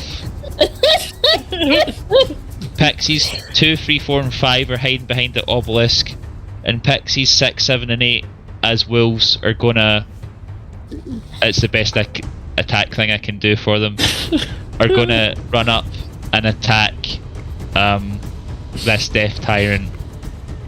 I'm so sorry. You're not. Oh. Right, and so they're flanking, but they also have pack tactics, so I guess they get advantage either way. So I'll roll those 3 bite attacks just now, and hopefully we'll get somewhere. The pack tactics, like I want that. You get that, you sneak attack everything. 16's a miss. Oh wait, these are at 21's advantage, aren't they? Yep. Okay, right. You could So that's just count one those hit. first 2 rolls as the advantage, yeah. Right, so that's Exactly. 1 hit. Okay. So on a They were hit, thinking like a DM. nice, awesome. Right, so on a hit, they need to roll a DC 11 strength saving throw or be knocked prone. Not possible. They have the hover ability. The so we'll just hover ignore thing, that. so that does mark. Okay, right. However, so I will next hit. see if they fail it. Holy crap! So you know they have hover. Okay. Alright. That's At cool. least I used it up on that instead of on Rhea. I am kind of happy Alright. I Coming sidelined her up from as- this fight, but Fun fact, this is coming up as private too, you guys. Not that it matters, I just, because I didn't realize that Reyes were private. oh yeah, the bites are coming up private. I don't see if they're privatized like that, so I'll just hit the reveal Alright, button a few okay. times. So I think the last one, the second wolf would probably hit with a 22 Yep. for 6 damage, and then the last one will miss with a 9. Yep. And then all the pixies go tee hee, and then that's their turnover. The best is the wolves going. Yeah. Alright, okay. Now, I'm just going to quickly grab the wolf. So that we have them on the map, because there's 3 of them. Because they'll matter for where you're going. They take up a lot more space than a pixie. So that'd be here, here, and here? Yeah, just around the Death Tyrant. This is anywhere's fine. Not Alright. too fussed. They're there, but I'm not rolling them in. Right. Okay, and now it's the Death Tyrant's turn. This one is going to unleash a barrage of beams.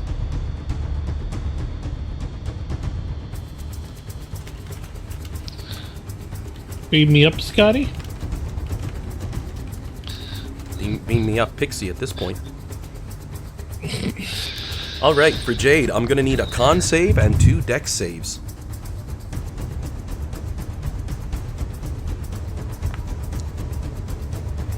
You pass your con save. This means you take half damage on this ability, which would be quartered for you, right? Nothing if I pass. Okie dokie. No, on Dex. Yeah, Dex only. Yeah, it's con save.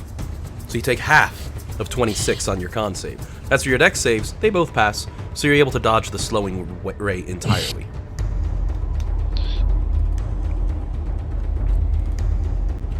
That's going to be it for the Death Tyrant's turn. Milk Race Now is it's up. my turn. Oh, right, yes. J2.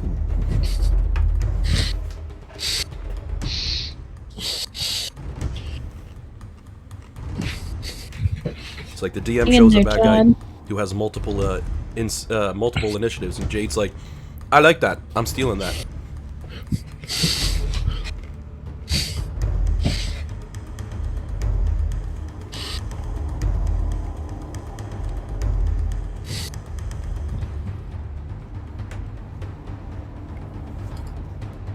Jade draws up Honeysickle, which comes out there. These guys, he might be as old as I am. As you drive Honeysickle into the front eye.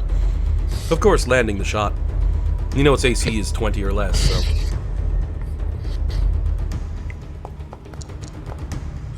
I like the way that dice spun at the end there.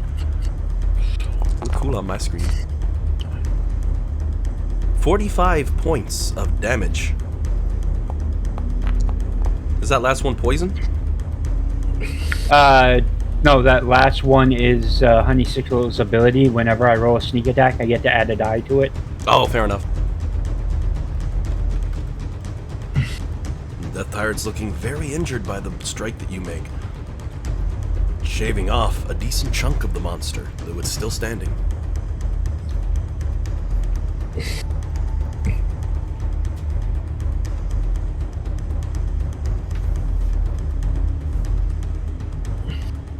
Anything else for Jason? No, that's it. Alright. Milk Race, you are up. Up and over. And then we're going to... Oh, there we go. We're going to attack with advantage. Which lets me deal... A 33 is a Damn it. miss.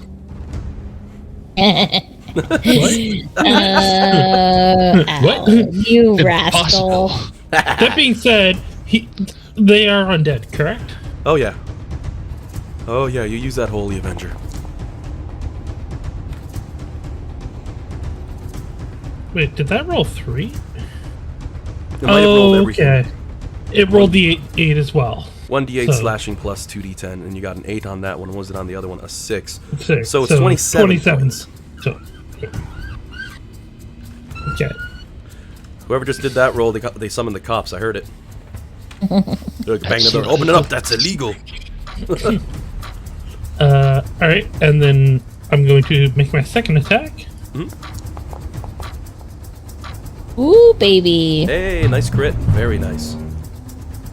Don't count on ever doing that again. Hey, crit damage is crit damage.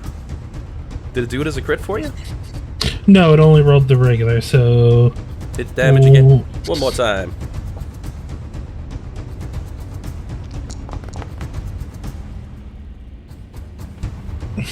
Oh, that's a shame. 44 points of damage. That's about on par for what's been going on today. Yeah. Hey, it's still a hit and it's still good damage. I wouldn't fart at it because he's looking injured as hell now. Yeah. Anything else on Nilkrace's turn? Nope. Anything on Pup's turn? Pup is going to walk over here and bark fiercely at it. Bark. Bark, bark. And Lulu's gonna give Pup a pat on the head, be like, "Oh, it's okay, buddy. I could feel you over there, but you really want to fight those nasty ass things? Look at them. He got a big scaly teeth and going with the fangs. Oh no." So what just happened was Lulu had a leash on him, dropped the leash, the Pup picks up the leash, puts it back in her hands, and starts barking fiercely again. Rhea's turn, who was knocked prone because, well, she was unconscious, which automatically makes you go prone. That reduces her speed, and I believe I gave her a base 30. I didn't give her anything special for speed. No, I gave her 60. She's fast on her feet, so she's down to 30. That'll bring her there with 15. Is she not restrained? Not anymore. The one that had her restrained died. Oh, okay. It doesn't actually say in the eye lasers that they would not be restrained, but it also only lasts for a limited period of time with the telekinetic ray. Okay. Until the start of the tyrant's next turn, or until the tyrant is incapacitated. Since it was incapacitated, she's free. And you did post about the thing, I'm gonna need more description. No. So the only thing is the petrification, right? The target must succeed on a dex save. On a fail save, the creature begins to turn to stone and is restrained. Oh, that has her restrained. Okay, never mind. So she's still stuck there. I was gonna move her up and do checks and do the save, but I forgot she's actually restrained by that ability. So as she wakes up and sees herself turning to stone, Dan, you're the one who's rolling her for this turn, so you give me a dexterity savings throw for Rhea. When it comes to dex, she gets a +7. That's it.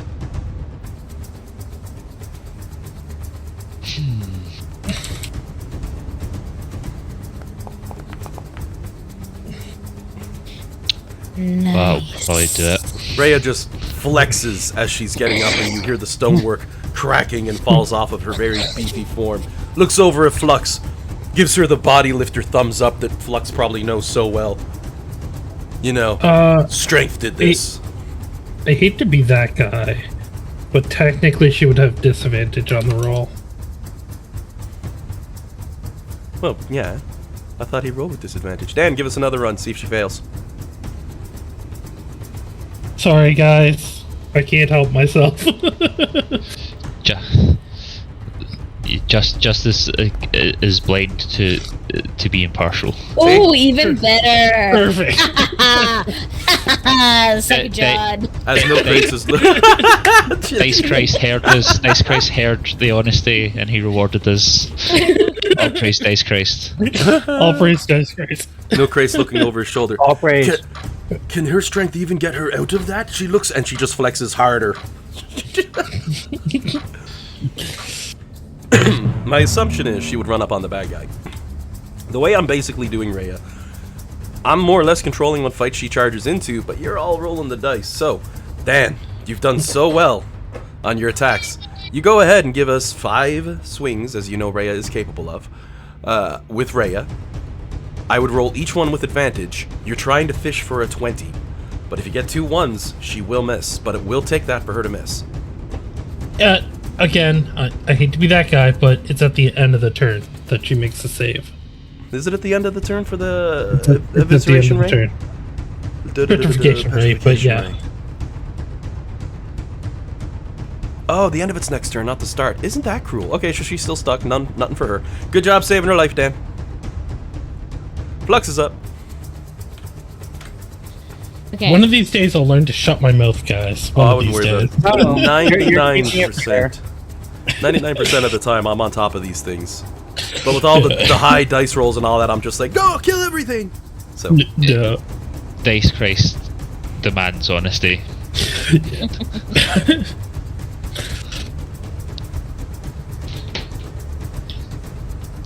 You go and take a swing with that nasty ass sword. We'll also be taking a break I'm after gonna this stay fight. where I'm at. Oh, I was didn't gonna realize move with to the. flank, but I realized I don't really have to. You have flanking You're on the one already on the left. flanking. Because we have walls. Oh, I'm hitting the one that's damaged already. That's almost the one I've Oh. already hit. Yep. Oh, I forgot that one's still alive. They Well, both have a still pretty good house. So that's 3 hits as you shave off pieces of bone and sinew, as I've said. A little bit of magical energy also. You cleave one of those weird floaty eyes, they fly away. It looks the strangest thing. But you roll up all the damage. Anybody else see that one dice just do like 3 backflips over the other ones? That's kind of cool. yeah. Remember, I have Great Weapon Master too, so if it rolls like a 1 or 2, I think it re-rolls, so. Yep, I love it.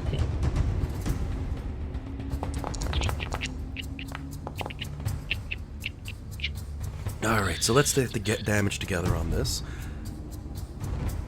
So 32 and 35 is 67, plus 29 is 87, plus 9 is 96. Is that right? That seems high. I think it was 86. Okay, I only I tapped might have out lost so track. far. 32, 29, 35?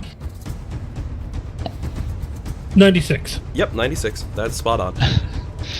Now, the reason it took me an extra second to do the extra math, I was doing it step by step to make sure it took all 3 of those attacks to kill. Right. Okay. As you successfully dead. The next of the Death Tyrants. Okay, I'm gonna pull with my bonus action. I'm gonna pull that sword over and try hitting him one more time. Try, she says. As she spins around and strikes the monster behind her. 28 is a hit as Torm's Dancing Thunderbolt swings in for its strikes. For 21 points of slashing damage. That's pretty high for that blade, given it's an off-shot blade, right? Well, here's the thing. Does Great Weapon Master apply to that? Because I'm not wielding it. So it would be -2. If that's the It's a case. dancing sword. Let me double check. I don't think there's an effect, but it's 19 instead. Let me just double check. You cause the sword to attack one creature. Yeah, with a dancing sword, so it wouldn't gain your bonuses. Yeah, so it would just -2 then. That's not too bad though. Still a nice strong hit. If the monsters would stop moving, I'm gonna have to see why the numpad does that. Something in a mod must be affecting it. I like It was controls, for but me. It was the D button on the keyboard that was causing it to move. your WASD. Yeah. The only thing is now with WASD, if I try to move with it, it actually glitches a little bit. It's weird. Foundry's most recent update's a little wonky, but I digress. As Jillian cleaves into the next one. Fulminoxus making quicker work of that Death Tyrant. Any other tricks up your sleeve? Nope, that's everything. Alrighty. Alex's turn. Okie dokie. I think just gonna keep it simple and do Primal Savagery.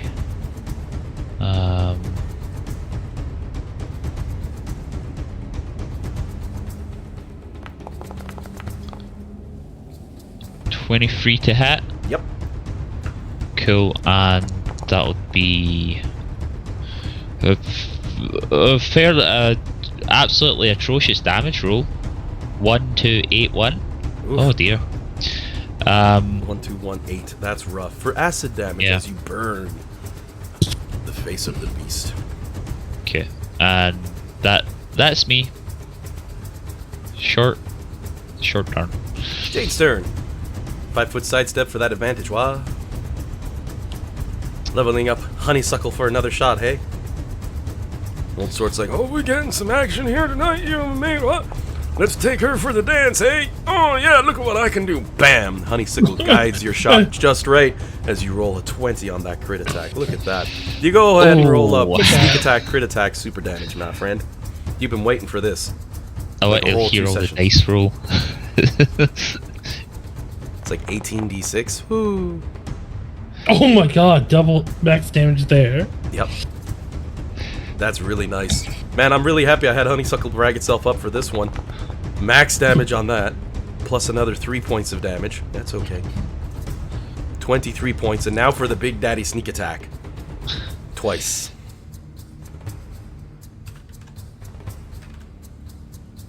The clicky clacky of murder rocks.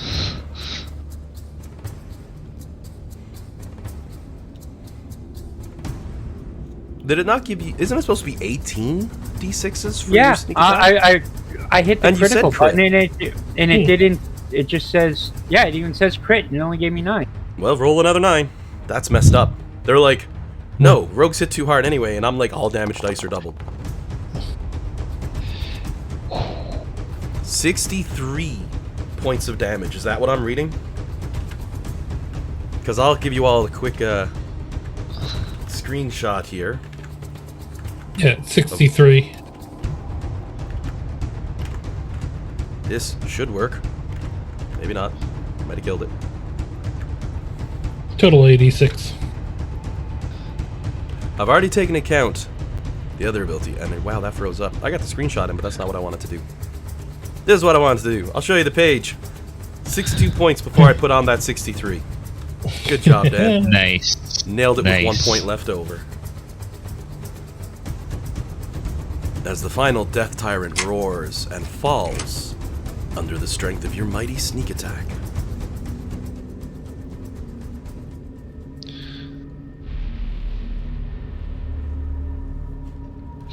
How long does that summon spell last? The pixie's gonna be around for a little bit yet? Or do I have to make an exit? It lasts, I think it's an hour. I'll just double check that for you. 4th level. Concentration for 1 minute. Oh, it's a minute. Okay, that. Alright, it's the animals that's an hour. It's the. Wait. Really? Yeah? Conjure r- woodland beings? I scroll back to the one that you used. It says duration 1 minute with concentration. That's weird. D&D Beyond is telling me an hour. Let me take a look here. That's. What's the name of that spell again? Conjure woodland beings. One. Guys, it's so windy out. Like, we're in the basement, and I can still hear it over the mic, like over my headset, Oh wow. pounding against the wall in the window. We're not getting any Oh, here. it's the confusion that was a minute. Oh, I wasn't looking close enough. Yeah, we're not getting any Yep. wind here. It's nice and calm, so I'm appreciating that. we did this Last night during that like rainstorm, I left the house around like 6:30, and Oh while my. driving to Bayers Lake, like there were some points where I just had like a sheet of water on my thing, while the wipers were going as fast as possible. Yep. I went out for some groceries at one point, and I came back, and I was happy I missed most of the rain. Holy crap! How did Yeah. it float away? Oh yeah. We stopped at. We went to Juggle Gym, and like we were Nice. sitting there waiting for people. I was sitting there waiting for people to show up, and like the car was just rocking.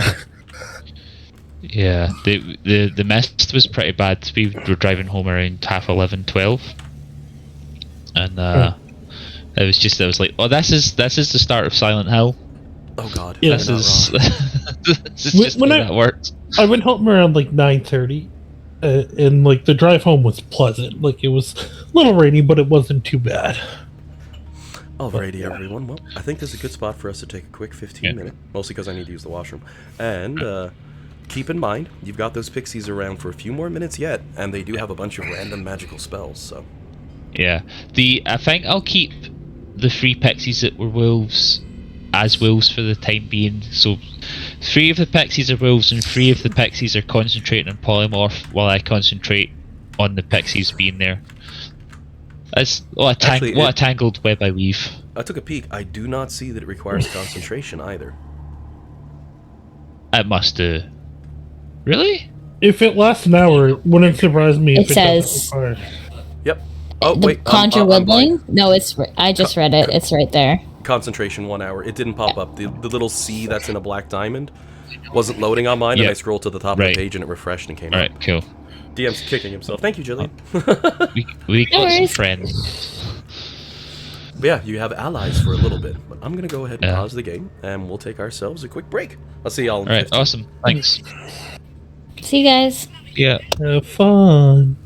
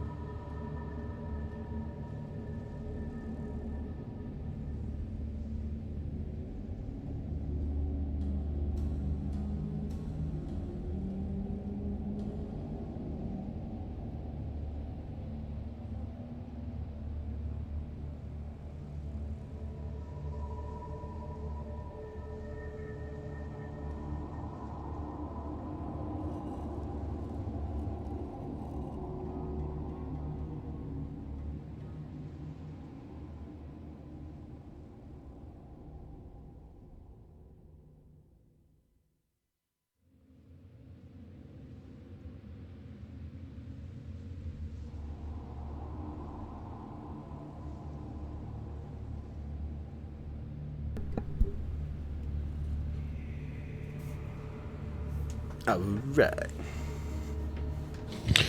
Welcome back. Thank you, thank you.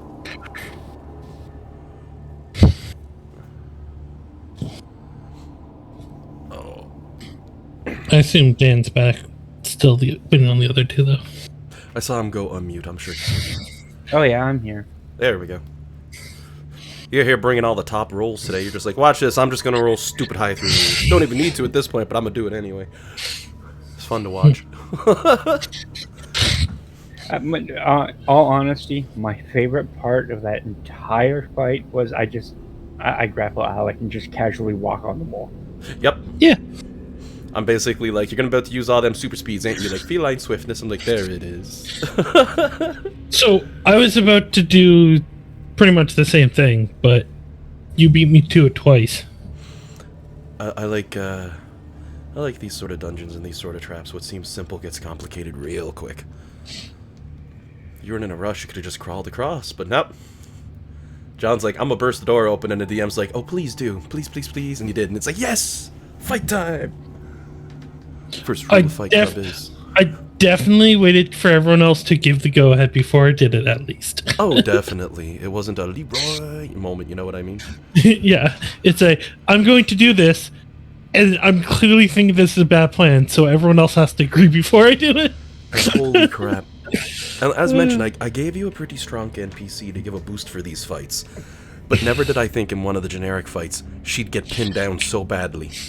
I mean, you'll even see if on the recording, I'm like typing roll 1d20, roll, I'll get a 1. It's like, ah, do it again, a roll, get a 1. It's like, ah! Oh, I think the odds are 1 in 400. You keep saying that. I don't know if it's true, but I'm just going with it at this point. I haven't done the math in a while, but 20 to the double total. Yeah, it should be 1 in 400.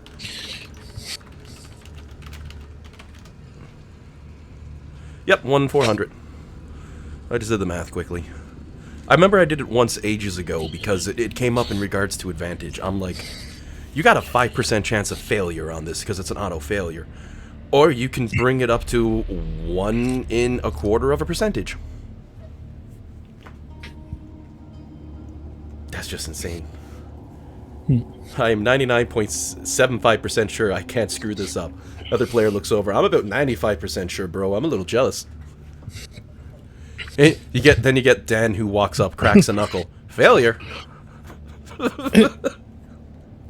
And then you have me. Yeah, no, I'm about 50% certain I got this.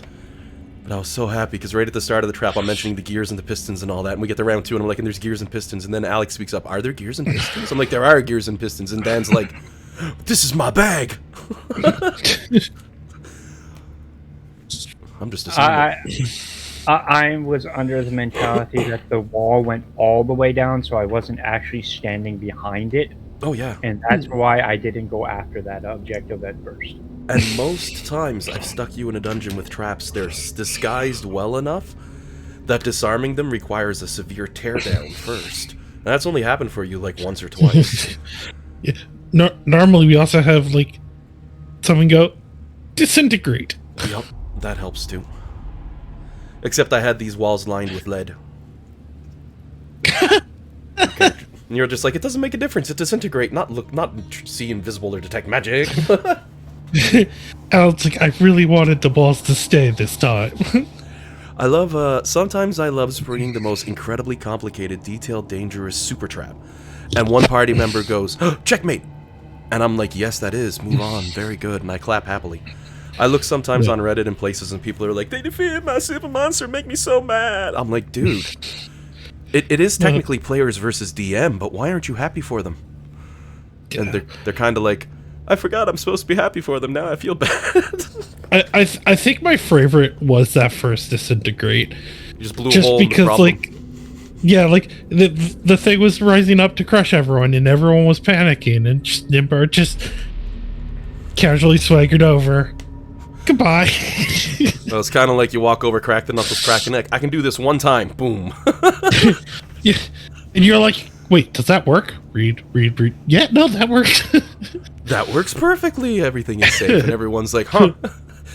And you got Flux standing there because she was just doing the strength, and now it's all gone, and she's like, huh. Thank you. Yeah. DM gives the clap. It was a good time. Those sort of stuff. You gotta be ready, but you gotta be accepting of them. Best one I ever heard was so you're telling me because someone did that and they're like, how can I make it so they can't do that and nerf my traps? And another experienced DM speaks up to this guy and he says to him, so wait, you're telling me you made the wizard use 2 spell slots to get through the trap? And the person says, yeah. And the experienced DM puts a hand on their shoulder and nods and says, that was a really good trap. Yeah, that is what you want. You want like 1 or 2 very high level spells. Yeah. If you can make Hey, them guys. burn through stuff. Welcome back, welcome back. Welcome back.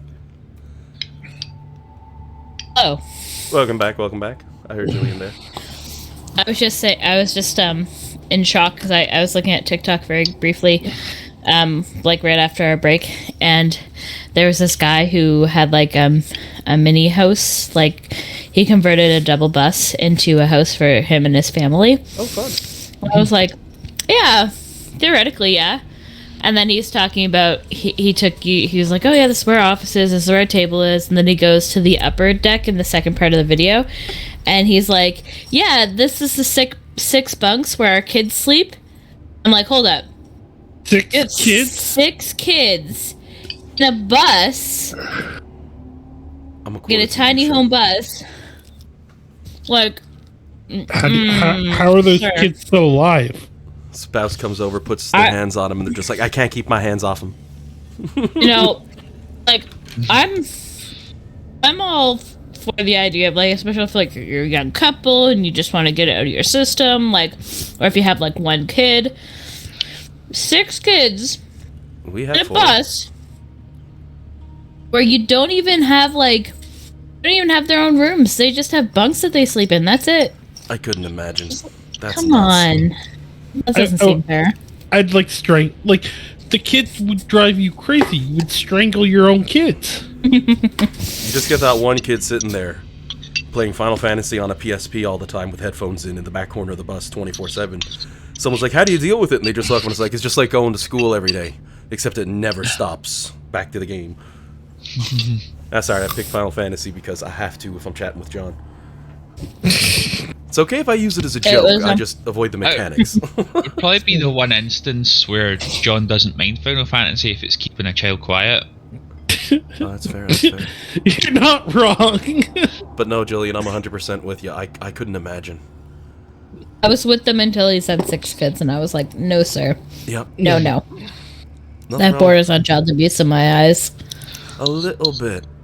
I mean, if they're like Swiss Family Robinson and they all love living outside 24/7, and No. now, even then, I'd be one of the kids. I'd be going to the local Canadian Tire, and I'd be like, okay, here's $250. Give me that super awesome pop-up 2-person tent. Take it home. You say to your parents, I have a new bedroom. Pop it up whenever you go anywhere.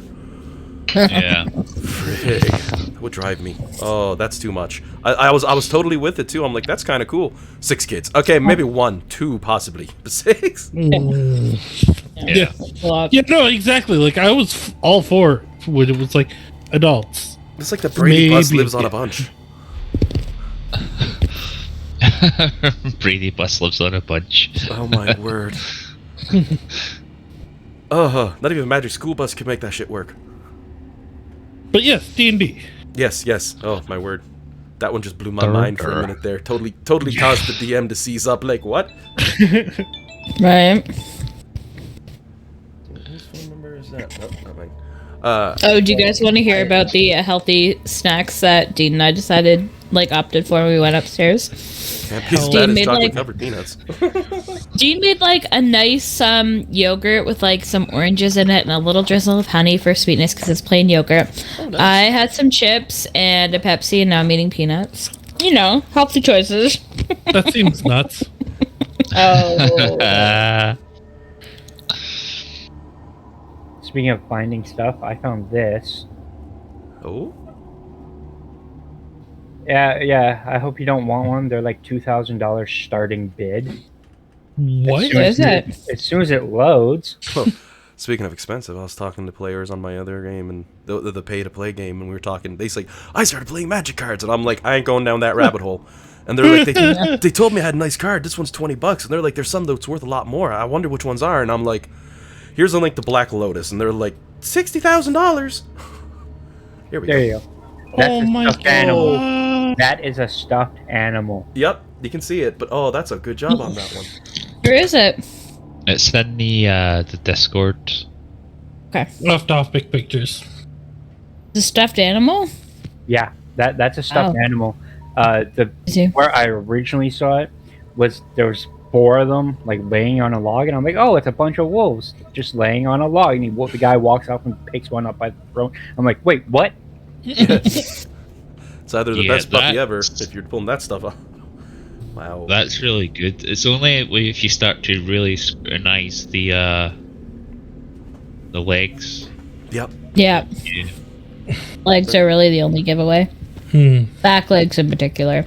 If they Yeah. put something a little rigid inside the 2 parts of legs, it might have worked. But even then, that's once you realize, wait, it ain't even real. But the back paws, you can see they're a little messy. But the front ones, oh god, that looks like a dog. Yeah. Agreed. No Cool. person's gonna fly over and pick up Pups and fly him out back. Oh yeah. Lulu will tag along. She's riding on Pup's back. Just holds up one of her legs as she's going, right on, my steed. Whoa, look at this.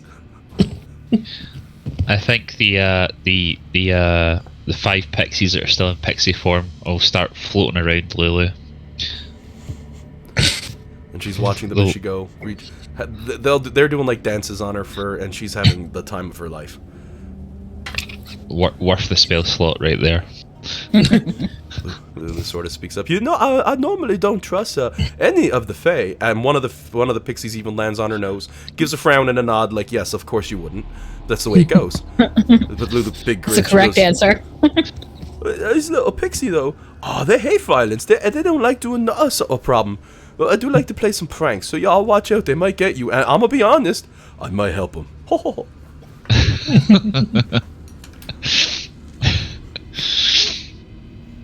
For the most part, those 5 pixies are now riding on Lulu, who's riding on Pup, but they're mostly snuggled into her fur comfortably because she's a walking pile of warm.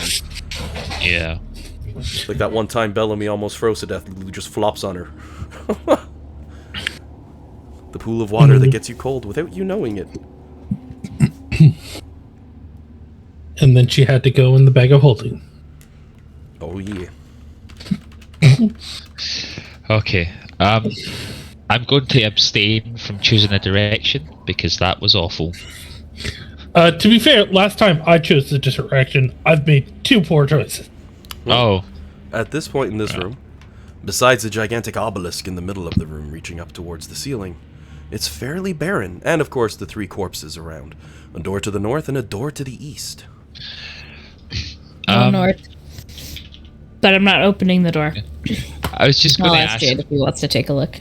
before we went on. Excuse me. Is there anything interesting about the obelisk, like, or is it just kind of set dressing? Now that you've Is had the there chance markings? to take a decent look at it, you're not 100% what it's actually made out of. It has a sort of otherworldly appearance. Oh, 1 second. My phone just went kabing. Don't tell me it's obsidian. We're probably overly familiar with obsidian at this point. Yeah, true. Start having a panic attack. Ah! Sorry, I'm back. Looking okay. it over, it does certainly have an otherworldly appearance, covered by dirt, grime, and dust over the years. But glancing through, and yes, to the chagrin of the DM, it appears to be forged from some sort of black stone, maybe obsidian, but so cold to the touch you'd sooner say maybe some form of unidentified black metal. Though you can see beneath the dust and the dirt that it's covered in runes. So you're saying it's pretty cool since it's out of this world? Exactly and exactly. 10 points. 10 points. This monolithic thing, it formed to a gradually narrow form, a wide base, to a pyramid-shaped peak. This one's barely 15-20 foot tall, though, for what you're looking at. Oh, interesting. You know what? I just realized I've had inspiration, and like during all those traps where I was rolling poorly, why didn't I use those? I don't know. Not my job to remind you. Yeah, no, but like, just, I'm very bad at using my inspiration. You and me both. I still have 2 points of selfish inspiration I'm not using.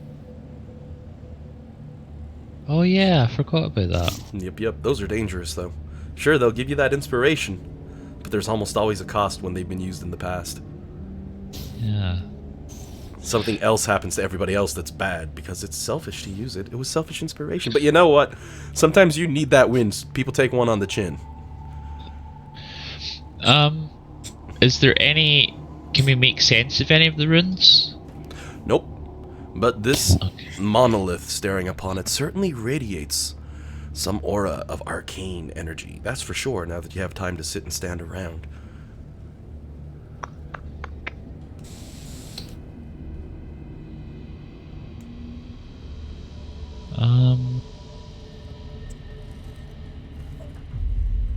Could I run an Arcana check to see if I can figure out any of the arcane aura?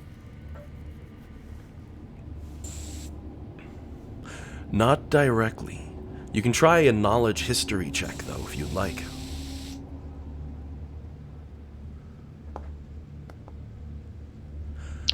The runes Insane. and wordings are ancient, far beyond your knowledge and memory. Am I also allowed to make a history check? Of course, anybody can. Ooh. Nat 20 There gets a you 32. go.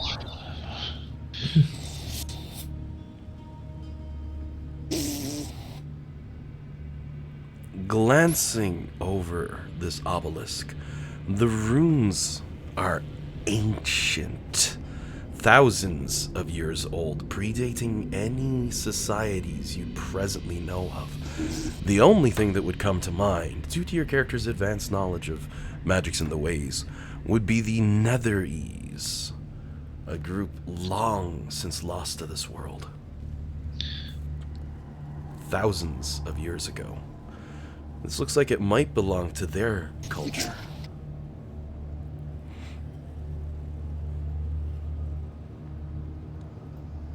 Interesting. What do we know of the Netherese? Not much. People don't know much about them at all.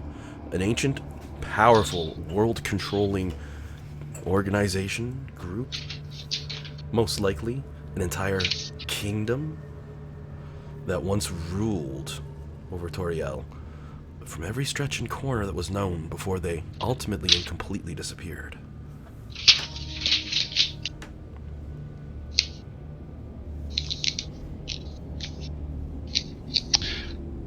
This isn't necessarily in the in character, but I don't know much about them myself.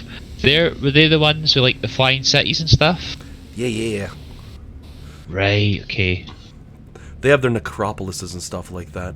Thousands of years prior in Toriel, they ruled over the world, though. During a great catastrophe, their flying cities all crashed into Toriel. There's actually a necropolis in one of the D&D adventures, but I spare the details. Oh, right. I think I might know which one this is. That was because there was a bit of a buzz around it at the time, if I remember right. Oh, yeah. They all decided to reveal the info.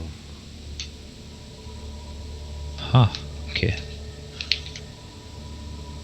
Well.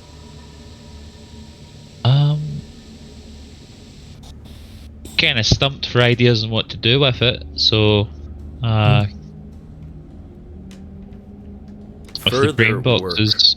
on it would take probably a good hour or more of study to try to figure out some of the basic information of it.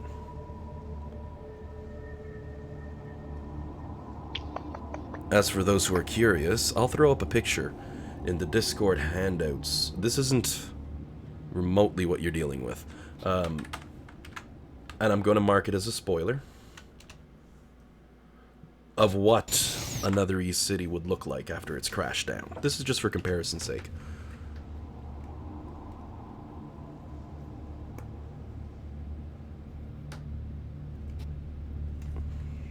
They're a very, very powerful civilization, though. And this is one of their remnants.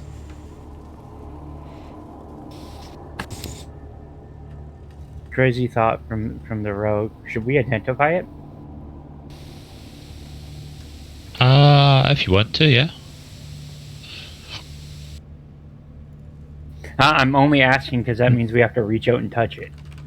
And if that's a trigger for setting off something. Oh, I imagined, because if Alec found runes underneath the dust and stuff, he'd probably brushed some of the dust off, so that ship may have already sailed. I didn't think it would be important. Did anything happen, John? No, not John. You're not the DM. Alan. Oh, for what? Dan said he wasn't sure if he wanted to touch it because he was casting Identify. Yeah. But if I'm being honest, when Alec found the runes underneath the dust and stuff, I imagined him brushing the dust off with his hand. You'd So feel the tingle, but unless you actually put a hand directly on the surface, the DM won't count it for this one. Otherwise, he could Alright, plot. okay. Right. So, it tingled. I want to know. Well, same. Like, I can't. Dean wants to know. Alex always a bit wary of this magical stuff. John wants to know. Nilcrit wants to know. Put the hand on? Yeah, go for it. Put the hand on. So who's the one who does it, though? Because we did have Dan standing right in front of it with Jade first. Oh. Okay, Jade, if you want to do it, by all means. Well, it'd be ritual casting Identify on it. Yeah. Alright, so Jade's gonna go ahead and set the pads of his hand against the edge of it. And that fur across the back of your hand tingles and sparkles as you feel the energy from one side to the other. And Jade is classified as a spellcaster, right? Yes, I am a 2nd level cleric. Exactly. And as a spellcaster, you fully understand the power that this thing holds, radiating through the moment you touch it. You can tell that you could use this vast, incredible power linked to the strength of abjuration. Tap into this energy and you could teleport yourself and anyone else touching this device to a random location. But that's all you get without using Identify. Oh, that reminds me, actually. Ray, you were saying something about the teleport. Oh, yep. Good catch.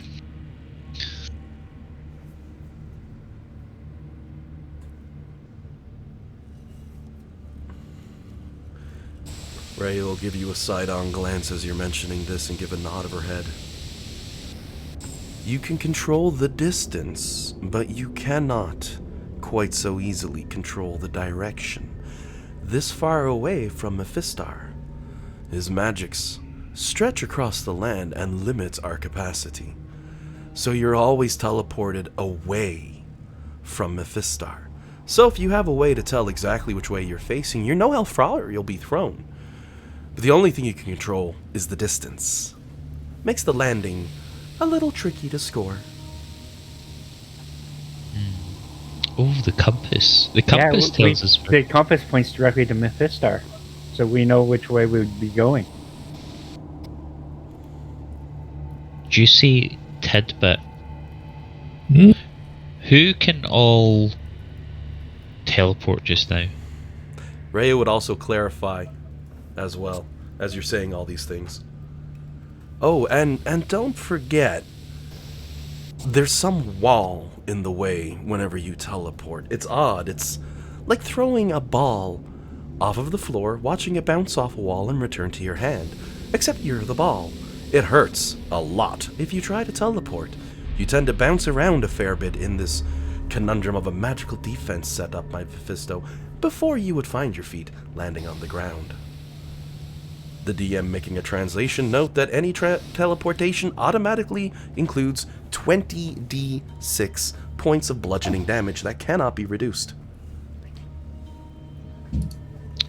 For references to seeing this happen before, Think back to when you used banishment on a bad guy and it just got hurt over and over and over because it couldn't get banished. Yep. Okay.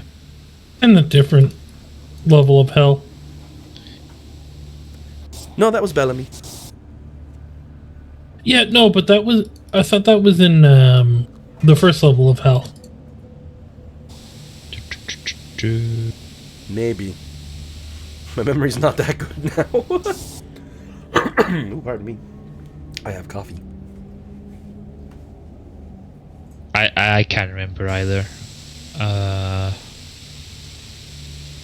Yeah, because when we came here, we had Isaac with us, and it was the point where we were switching out Damokos for Isaac.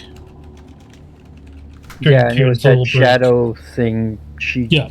tried to banish it and just bounced it around instead.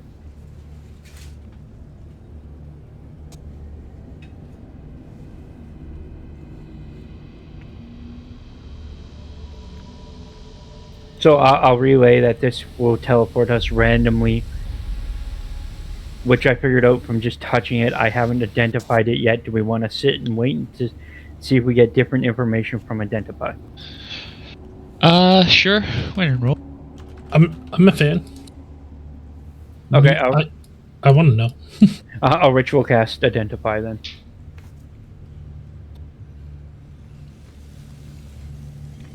Hmm.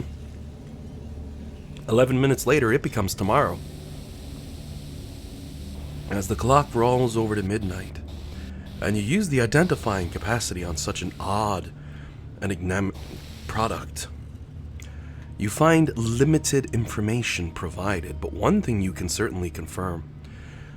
This device seems bound across the cosmos and across time and space to other forms of power that you cannot presently identify. You're also not 100% sure how this device works. Its complexity just too far beyond that of an identify spell. The sort of thing you'd see on mystical products of incredible capacity. As the DM pauses for a lack of alliteration as he spilt his coffee on his lap. Ow! Oh no. Yeah, I'm good though. That was a bad plan. That being said, what you can confirm, within this obelisk there is a creature, some powerful extraplanar being, and this obelisk are one and the same.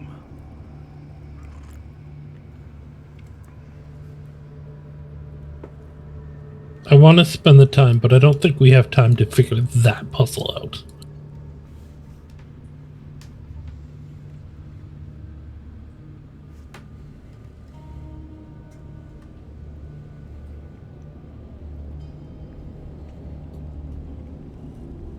Well, if we have to use the obelisk to transport to the final boss of this dungeon to get the special treasure. You know you can't control where this thing will teleport you. And you also know it is 100% a random teleport.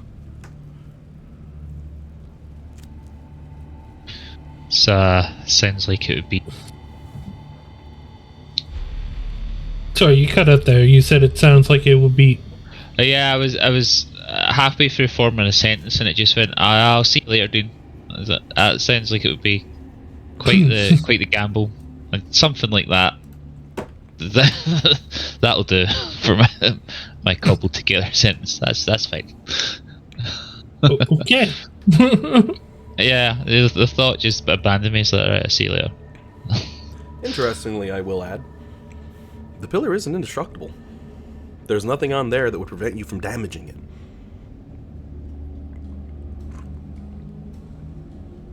But there's a thing inside it, or as a thing, or It is something a like thing. that. Yeah.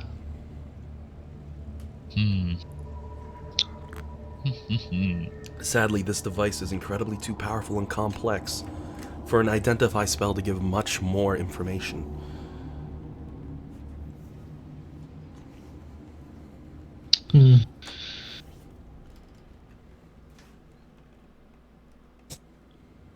Henry, there's something about breaking the obelisk strikes me as a bad idea. but yeah, don't know why. Can't explain it. Like I agree with you. but I feel like maybe we could let something out, and it may or may not be happy if it is in fact the thing. I don't know. Or maybe its horn, and we break its horn, and it's mad at us and comes to kill us for it. Entirely possible. Entirely likely. Probably. We could just metaphorically stick a pin in this and be like, we will come back to you. I like that idea. We'll come back later.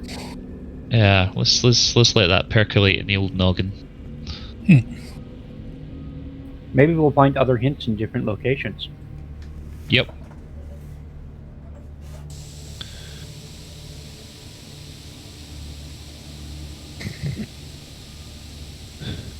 All right. And okay, Jillian, you wanted to go north? Yeah, I think so. Just because nobody else really wants to make the decision, so I decided to do it. Sounds good. Rhea gives you a firm clasp on the shoulder and a nod at your bravery. Okay. As previously mentioned, the door is unlocked. I'm not in too much pain. I'm just wondering. Oh, you know what? I'm fine. I'll be fine.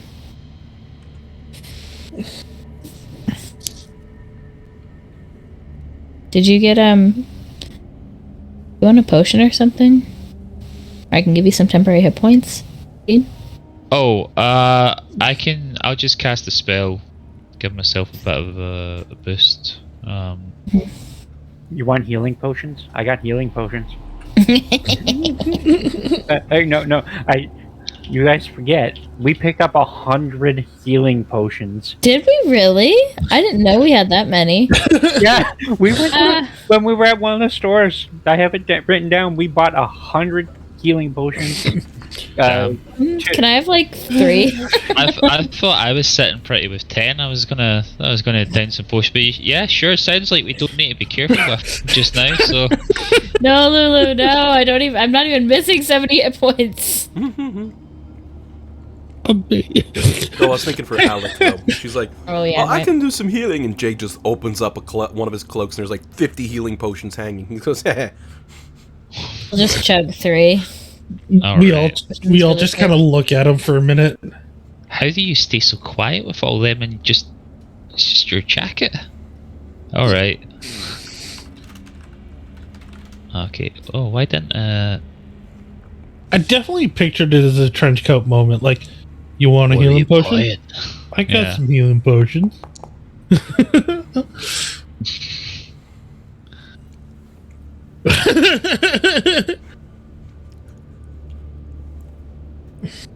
Yes, but with potions. 100 healing potions, 10 superior healing potions, and I think Isaac used one of my supreme healing potions, so I have 9 of those left. Wowzers. Hang on a minute. Something weird just happened there. What's that? The time thing? The calendar? No. Does anyone remember what hit points I was at? Was I like 83 or something? It was 93, because 94. I remember Lulu looking, and I was like, 70 almost does it. All right. No, okay. Right. I was just being dumb. So I'll drink a few heal potions. Is there a way that I can hide the time? I click on it by accident because I can't. Oh, there! I moved it down. Never mind. Buggy. Okay. So 6 plus. Actually, Jade should probably drink some potions himself. 9. 6 and 9 is 15. Plus. Ooh. Oh, I will. I have 20. I keep track of math to figure out how many we actually use. Okay, It's I've whipping out the drunk abacus. 3 so far, and I'm at 116 health. So maybe just have one more, and I should be good. I think I'll also take one more. As long as they're... Oh, there we go. End in a high. I rolled max healing for it. Oh, I did the opposite. Alright. I got 4 hit points from that one. Oh my. Should be good. I always feel comfortable as long as we're all above 100. We should be all right. Okay. Well, nice. What a stash.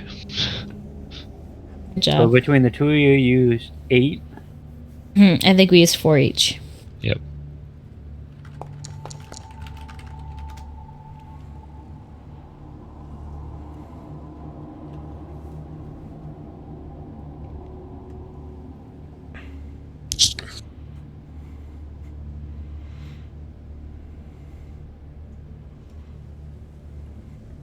While you're all doing this, Lulu's having fun playing with the pixies who are dancing around and enjoying her golden fur.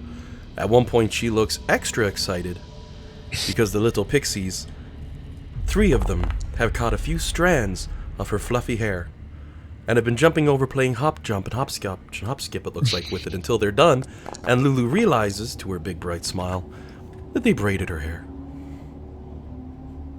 Nice. Oh.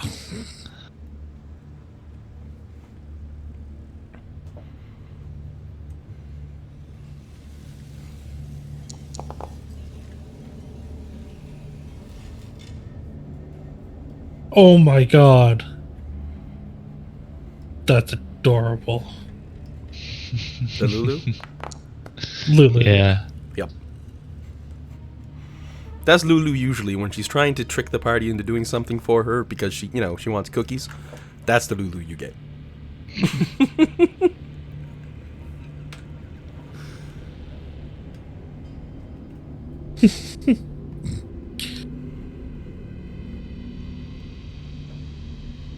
I do like Lulu. She's one of my more favorite NPCs that the game shoves on you. They're like, here's all these useless ones, but here's a glowing thing with memory. Just, the party will like it. And I'm like, if you say so, and everyone loves Lulu. When I go in chat groups and I'm seeing people talk about their time in Avernus, and they're like, and if someone ever touches Lulu, I kill them. And I'm like, good. One team took Slobber Chops, though. They absolutely loved the cat and stole it. Y'all healed up now? Yeah. Alrighty. As Did the mentioned, scene just change, or? shouldn't have. Okay, I think my browser just threw a shit fit there. Tab F5, We're hope for at- the best? Question mark? Yep. Yeah, it was weird. Like like both browser windows just went black, then white, and then it put me on the pause screen. I was just like, what? The name? Yeah. Okay. I should be back shortly. Yep. On the plus side, we're on plot mode now. Yep. Probably the best time for it. So we're going north? Yeah. Who leads the charge this time? No Crace again? Should we start checking for traps as we move? I mean, that would make sense. The downside on that last one. Dan, why don't you go ahead and give me a wisdom check with Jade?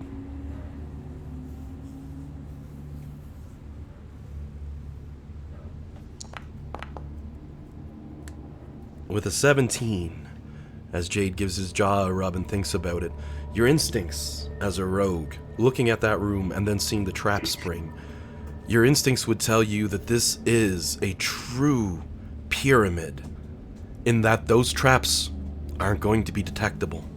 That last one, no matter what you did, you wouldn't have been able to detect that trap without triggering it. Undetectable traps could be a major risk in here.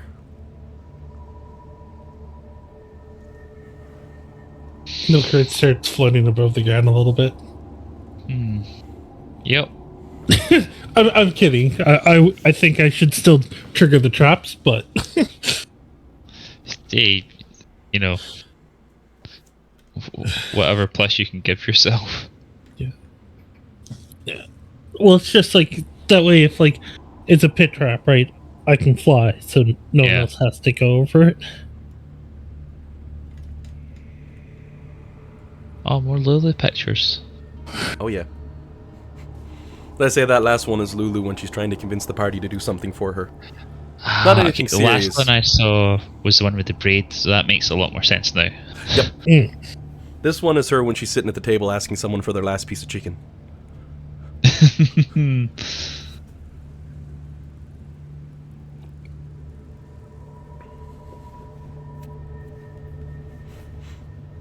Lulu's like that one friend's adorable 5-year-old who's super sweet and nice to everybody and comes over and asks you for your chocolate bar. You're like, here you go, kid, enjoy it. I don't need that arrow that much today. You have fun. Jade, did you want to check the door for traps before I open it, though?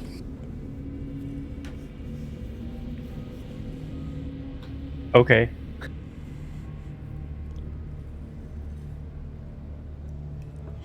It's a... Forward. What am I rolling for check for traps? Oh, your usual sleight of hand check, because you're just doing an investigative check using your thieves' tools and etc. on the door. The door's not locked. As mentioned, someone's already jiggled the knob. Which isn't a surprise. Looking at most of these doors, you would assume most, if none, of them are locked. The traps themselves are going to serve as locks, if you know what I mean. Again, since I'm not picking a lock, I don't get specific bonuses, so I will be rolling stealth. That's a plus 18 instead of the sleight of hand. So you give it a toss and show us what you get. 19. No, it's a 1. I got Sadness Chan, so it bumps it up to a 10. Oh, you still get a 10 for everything. Good. Sorry. Bless you. Bless you. Jillian has received the DM's blessing. Oh, I'm waiting to say that. I know it's sad, but I've been waiting. Examining the door with your 28. You can't find any traps or mechanisms connected to it whatsoever. Just a wooden door.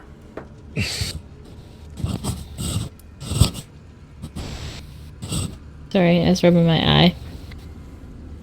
Oh, no worries. Alright, well, let's open the door.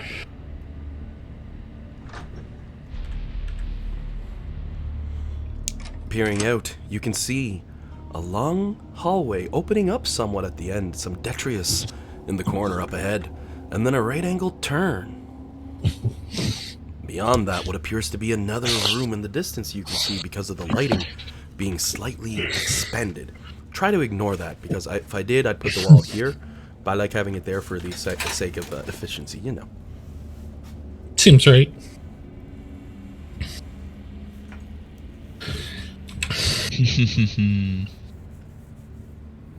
I caught it. Seems right angle. Aren't you a cutie?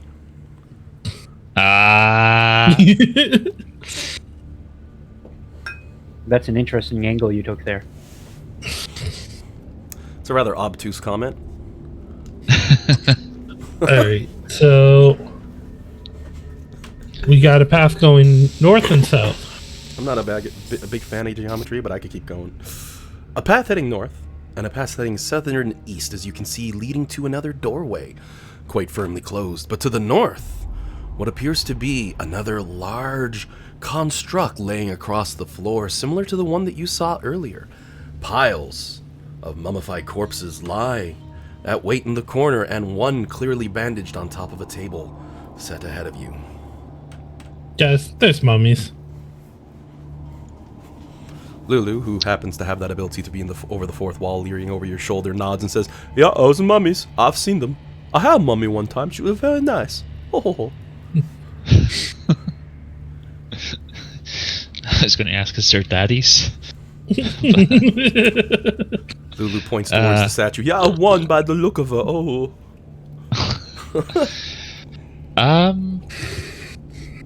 Well, I mean, it looks like... I mean, that's a room, so we should maybe give a peek in, see what's what.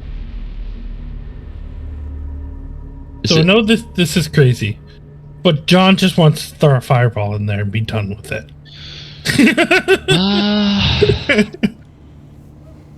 I mean, the chances of something good being in here after what we've just seen seems unlikely. Yeah, no, that's exactly it. Like, Again, look, I don't think Milk Crates would suggest it, but John would. Alright, I see, yeah. And feel free to move your minis wherever, just so long as you don't directly enter that room.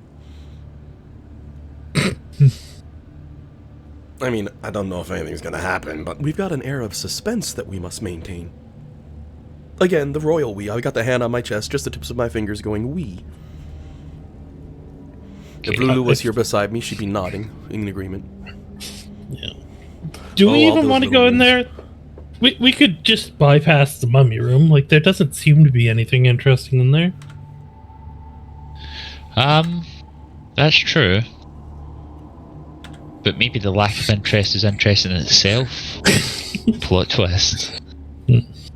Well, from what we can see, does it look like this was some kind of prep room? Like, is this where they would be embalmed? Or does it just seem like an odd kind of... Toss me a perception check. Sure thing. It just the pile in the corner is thrown me. It seems like an odd place to store mummies. Yep, looks like a retirement home full of mummies. Oh my, but I'm bummed that was bad. Judging by the glancing through this area, the structure of the table and what remains of the detritus, this appears to be somewhere that would have most likely been used for the embalming and setup process for mummies.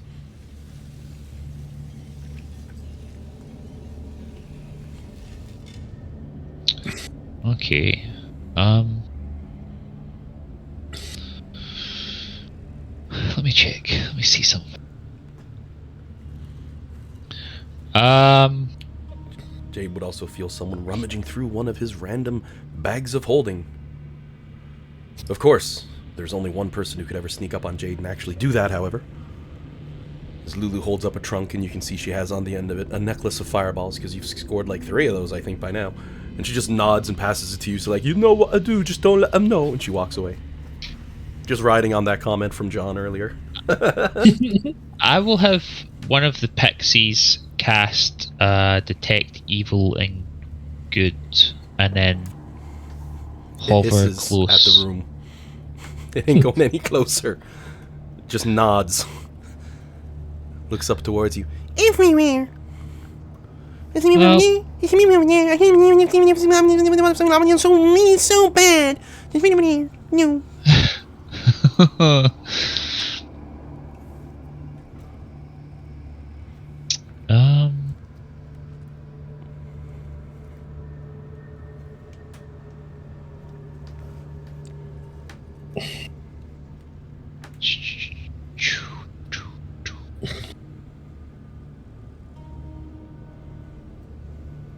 Right, so there's something in there, or just the pyramid itself. Both are very plausible. The other thing you need to remember is that is detect evil, detect good from the pixie's point of view, not our point of view. Detect good and evil, detect celestials and fiends and such, not actually good versus evil. Yeah. Is it? Yeah, Fae, Fiends, Undead, it's a bit of a... Yeah, it's a bit of an old... Why is it called Detect Evil and Good and not like Detect Supernatural or something? Detect Otherworldly? Yeah. At least on the plus side, you know it's... If they're saying it's bad and no good, then it's definitely going to be either a fiend, an undead, or possibly an aberration. Most likely not as an elemental, though. Yeah. I don't know, guys. It sounds like a pretty good case for just fireballing the shit out of the room. We could make that dream come true for you. Like I said, that if we don't want to just like walk away. How many necklaces of fireball do you actually have in that character, Dan? One with one bead left. Oh. Oh.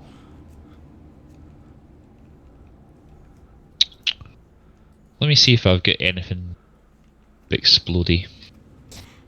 Oh, I can do Cyrus's Rage again. Oh, the cone thing? Yeah. It can be anything. Doesn't have to be lightning. Mummies usually are weak to fire. Yeah. can do I'm it. not saying that that's the case here, but might as well try it. I have a flask of fire breath. That's fun. It's up to you guys if you want me to use it. I will happily do it, but if not, if you want to try something else, go for it. I went to click on Flex and I accidentally clicked on a pixie. Well, I don't think they can pick up the sword. You mean with their strength of 2? All 3 pixies. One has the handle. The other 2 are like pushing up a part of the sword that actually doesn't have an edge. You know, real sword fighting here. All 3 of them going like, "We can do it! We can do it!" These guys are so weak they don't even have an attack. I could see Flux just rings over at that point, picks the sword up. "Oh, thank you! You passed me my blade." They're like, "Okay." Oh my! Oh my. Oh no, I can't do it till the next dawn. I was sure there had to be some kind of limitation. Yeah, I've got some restrictions on that beastly blade. Yeah. What does the potion of fire breath do? It makes it so I can breathe fire. Like, is it like a big area? Is it big enough to like blast the room?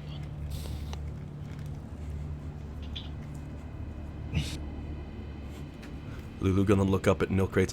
You know, but if some of your cooking would do that, we get the fire breath right off it. Because that would be. I mean, it's more just a fun chance to use the potion. Because I don't know where else we would do it. I don't know. It's your guys' call.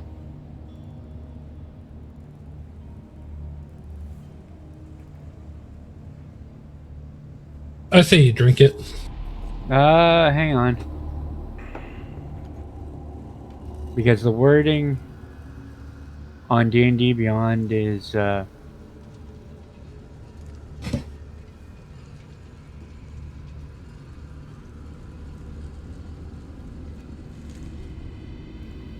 I don't think the potion of fire breath would work. Because after drinking this potion, you can use a bonus action to exhale fire at a target within 30 feet of you. Meant to be used all on one single shot. Thankfully, it doesn't say creature; it just says target. Right. Though okay, target receives a dex save if it can or can't. It's meant to be used. Your action as you drink it. Your bonus action right after is you burp it up. I see. I think there's a potion of dragon's breath that gives you it temporarily. Yeah, there's something like that.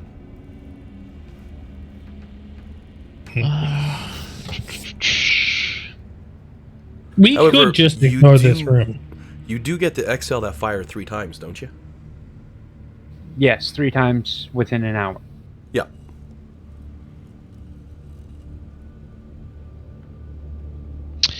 I do have a spell called. It's the 7th level though, so it's a pretty hefty investment, called Draconic Transformation, and that would give me a bonus action breath weapon. Hang on.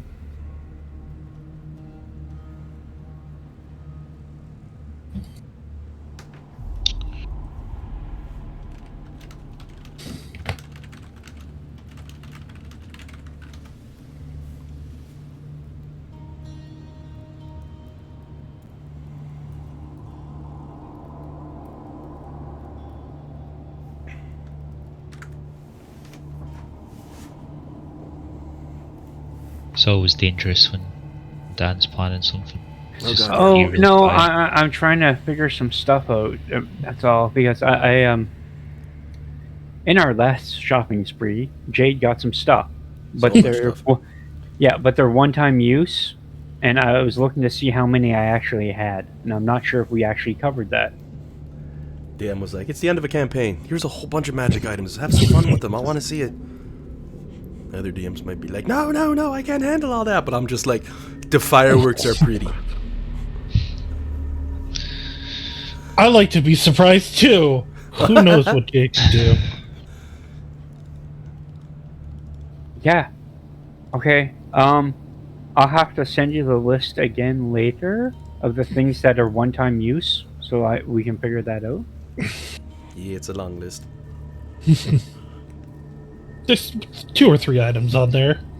1, 2, 3, 4, 5, 6, 7, 8, 9, 10, 11, 12, 13. I have 13 different things I need confirmation on. And only 3 of them are cursed.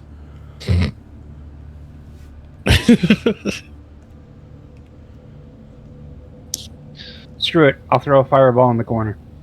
Yeah. Wee. Alrighty, so that is obviously going to start a combat encounter. Give me a second here, as I'm going to get this prepped. I'm just going to remove off a few of those pixies because they all come up at the same time. There we go. Yep.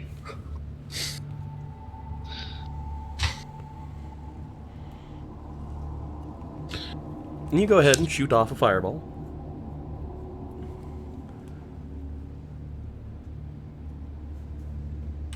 Oh, we left Freya behind. I'll roll her in. A 13. She low today. Good. Hey. Now make sure to throw your template down so I can see where it's striking.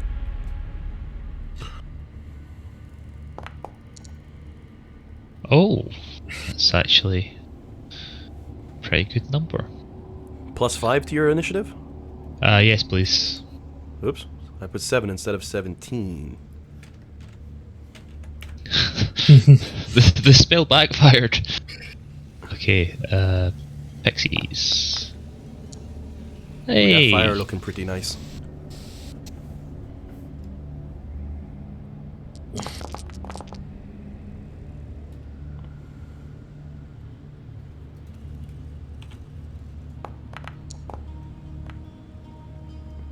Oof.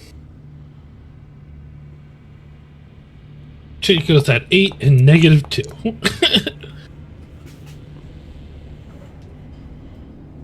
Oh, there's a lesson.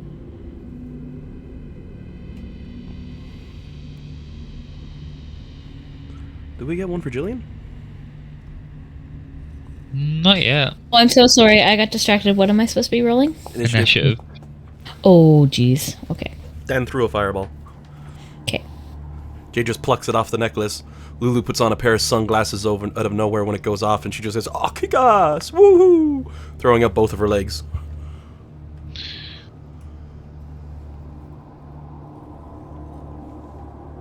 Then, as we jump in for combat, you go ahead and roll the damage on that fireball, as the corpses of the mummies suddenly spring to life beneath the strength of the flame. 25. I've already rolled it.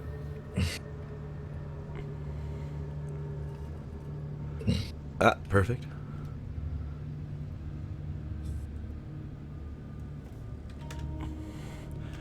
Oh, great. It's going to do that again with the numbers.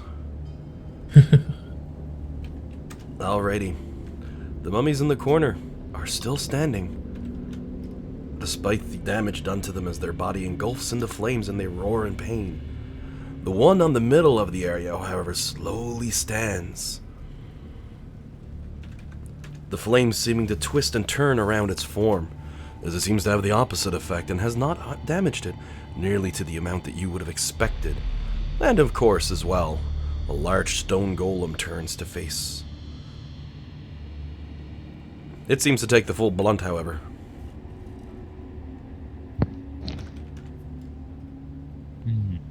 First up are our wonderful pixie friends. All right. Okay. How do I remove the effect?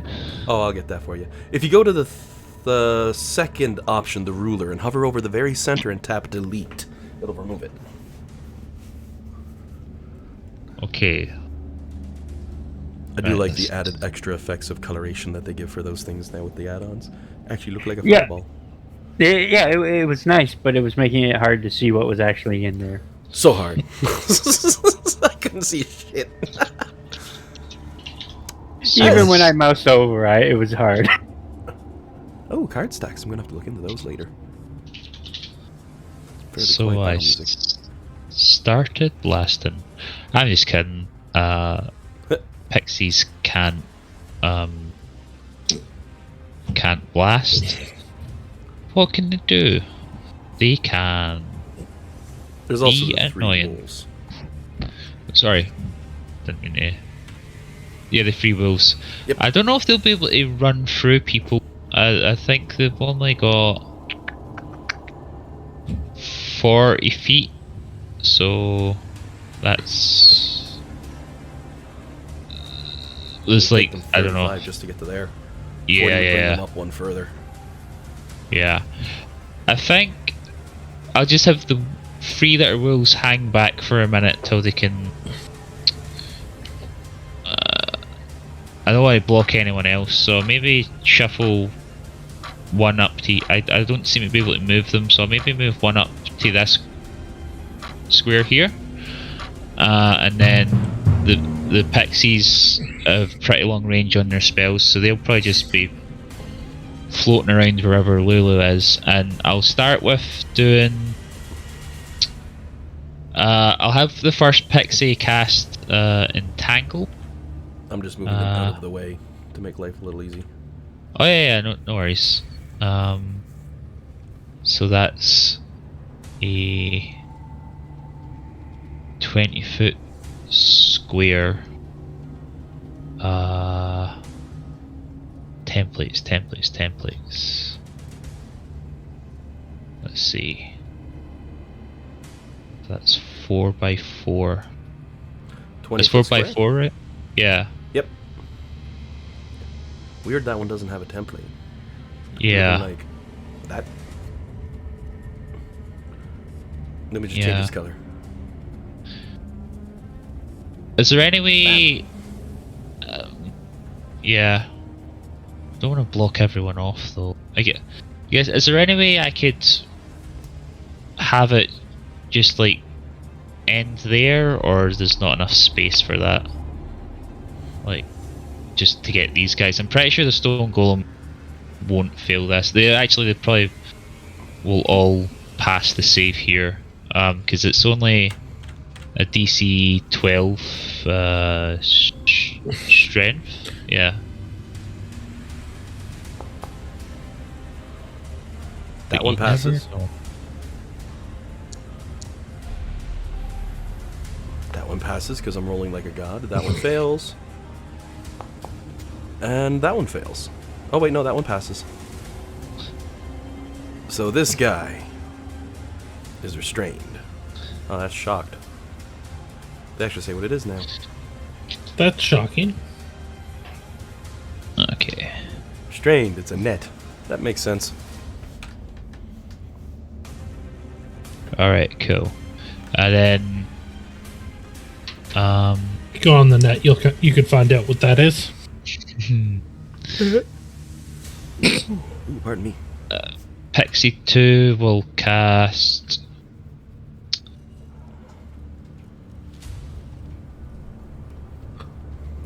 Let me just read this spell. Did that hit the Mummy Lord? Or Lesser Mummy Lord? Because He the probably boss. passed. Yeah, I just haven't seen it. Alright, I don't know if okay. I rolled or not.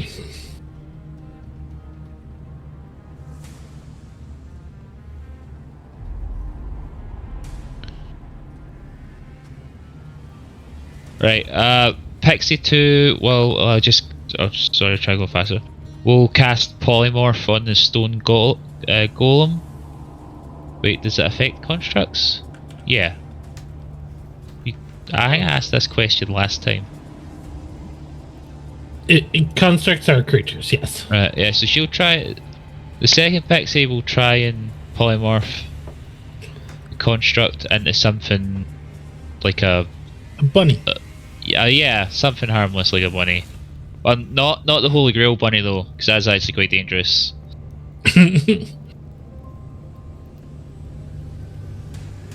Alright, and what's their DC? Is it 12? Yeah, it's super low, just a 12. And polymorph is it's like a wisdom, right? Just 1 second Yes. for me to double check.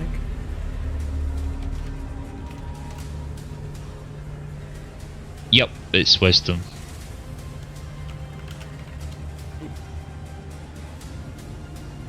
Alright.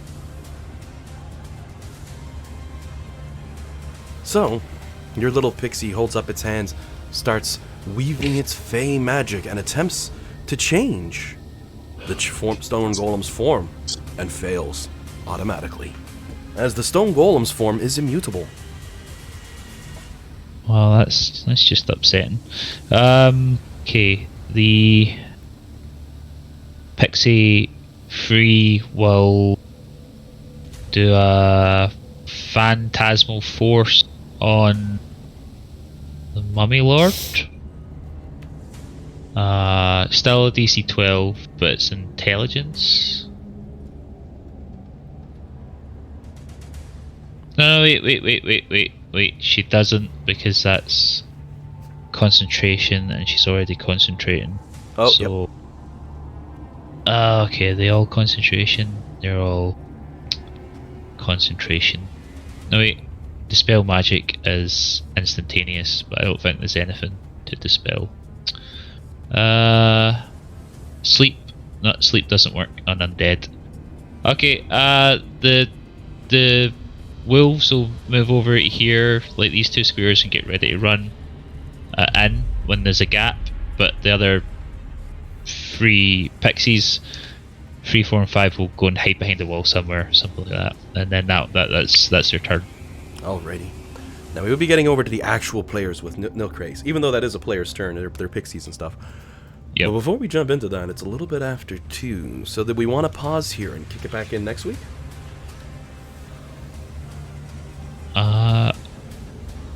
Me and Giant should be good to finish the fight if he's want, so it's really up to you guys to have places to be. I have no life. It's really Alan who has the life. What about yourself? What is that? Alrighty. Well, I figure we could probably finish this one up in a round or 2, so Nilkrace, you're up. Alright. So The game's paused, by the way. Yep. Oh. My bad. I'm gonna move here. And then I'd like to toss a javelin.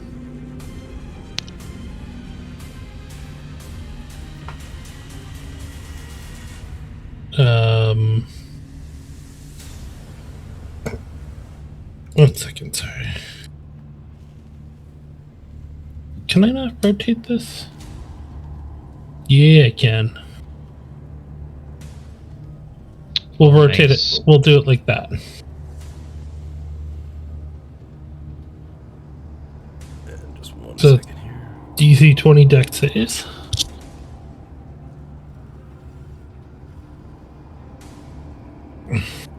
Does that connect? Just one second here. Mhm.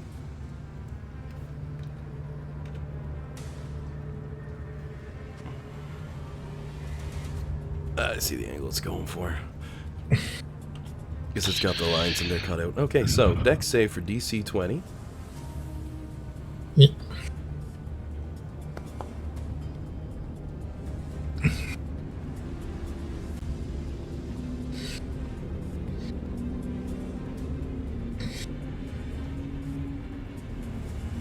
The one who's restrained will have disadvantage on it.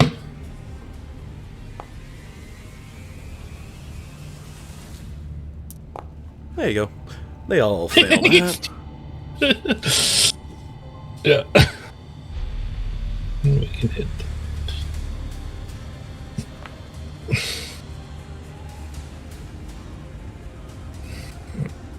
Alrighty, so if you want to go ahead and roll your damage on that.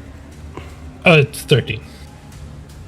13 points of damage as your barrage annihilates the remaining mummies in the corner. Perfect. And then we're going to move here. Alrighty. Alec's turn. Okay, I'm just going to Oh, actually, Pup. No, we'll leave Pup out of the fight. Alright. I'm going to do a great cast Guiding Bolt at the Mummy Lord.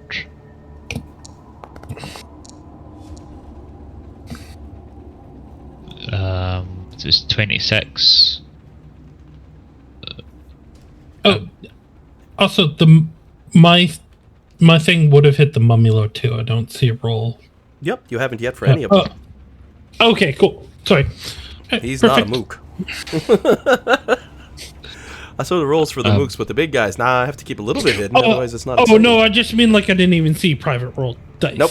Right. Oh, you don't for the DM. Okay, fair enough. I've seen it before where it rolls question marks for you. Oh, yeah, That's I've why got I it all just- blocked, because if I do one right now, you shouldn't see anything right now, but I can do... I just threw up a d20 for the frig of it, but it's private. Okay, perfect. Makes... That Sometimes works. I like to have it kind of visible so I can make the rolls. Like, you know, when you're saying stuff to the DM in-game and he pauses and pulls a bunch of dice, rolls it behind the table, you're like, what are you doing? And the DM's like, nothing. It's never a good sign. Does the 26 hit the Mummy Lord? A 26 is a hit with your guiding bolt as it soars through the air and strikes them in the chest. Nice. For 20 points of radiant damage. It's pretty nice. I don't think I'll do anything for my bonus action. I will.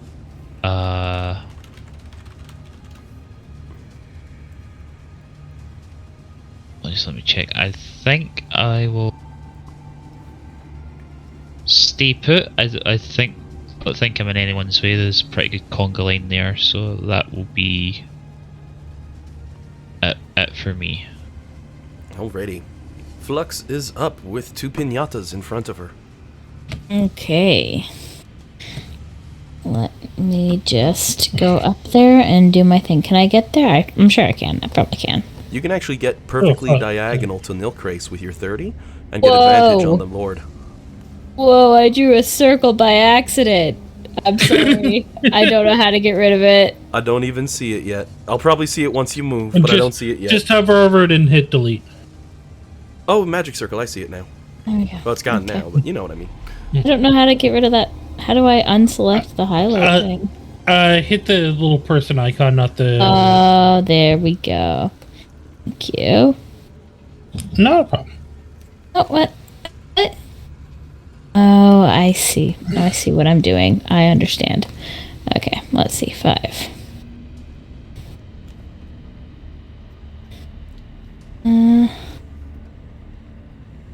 This is +5. Oh, God. I tried to zoom in and I just...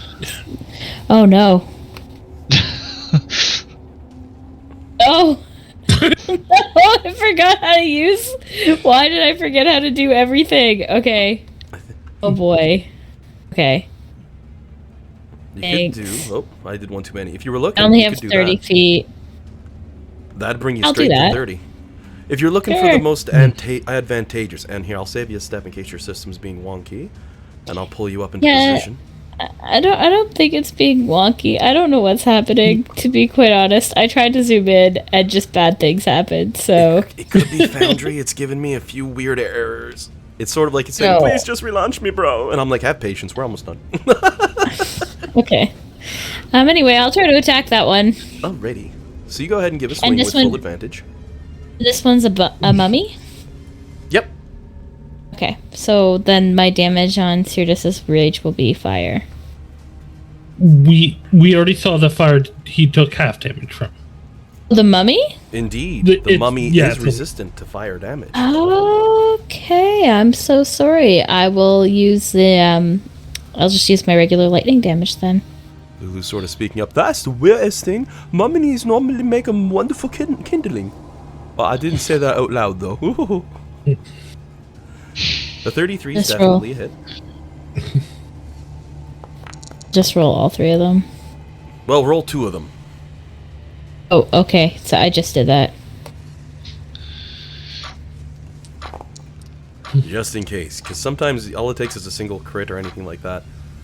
That's 22 for the first swing. Oh, a 1 and a 1. It's balancing out. And 31 for the second. You know how I threw up a picture previously where I said to Dan, dude, it was 1 extra damage and it made the difference. It had 30 health and you just did 31. Same thing. Nice. So before it even gets a chance to have that turn, you have effectively killed the Mummy Lord. Dead it. Okay, and I have a 10-foot reach, so even if I'm out of movement, I should still be able to hit that golem. Yep. Okay. I'm gonna stick with the... Calm down, Foundry. I was just thinking that. It's such a move. Ooh, I don't know if 25 will hit. This thing is the broadside of a barn. You don't even have trouble striking it down.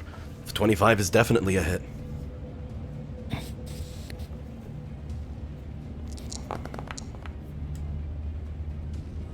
And I would like to put my sword down and hit one more time, please. I tried to bring it with me, but it didn't come.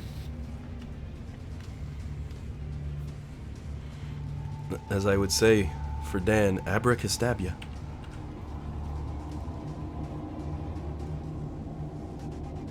$27, there we go. Mine kind of locked up for a second there. Well, that's okay. That's the damage. It really doesn't like me using the numpad. And I'll bring your sword up. Ooh, bam. Thank you. Because that's just mostly moving the mini, right? And you go ahead and take a swing. A 24 is a hit against the stone golem. 19 points of slashing damage. His movement is reduced by 10. Poor dude slowed right the heck down. Any other snazzy tricks up your sleeve? No, I'll save my action surge. I don't think I need to go shit on this guy. Considering it's Ray's turn now. If I can actually move her. There we go. Come on, Foundry. Seriously. 30. And 40. If that works. Alright. Rhea's gonna walk up and you see she does something that might surprise you. She spins her mighty, beastly apocalyptic sword around, puts it on her back, and cheats it away with her interact with object. Dusting off her hand, she nods towards Flux and gives a bit of a smirk.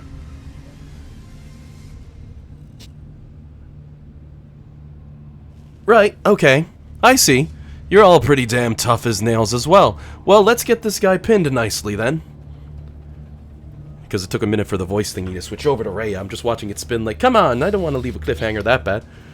I hate to say it, but it doesn't. I didn't hear Rhea's voice. It just sounded like you. Still like me? Yeah. I'm sorry.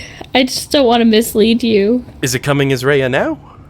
No. No? No, it's still so. Well, I mean, I think you might sound slightly different. No, I You put do a sound a small little twinge, bit but- higher. There, I bet it sounds like Rhea now. Yes, it does. There we go. Yep. Stupid thing. I know what the problem was. Blame Discord.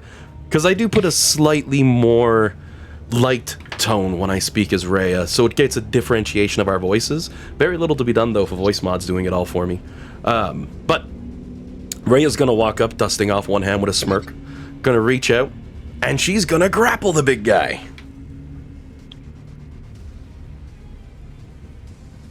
Rhea has advantage on grapple checks naturally, part of her character's special abilities. So who wants to go ahead and give me a strength roll with Rhea's mighty +8?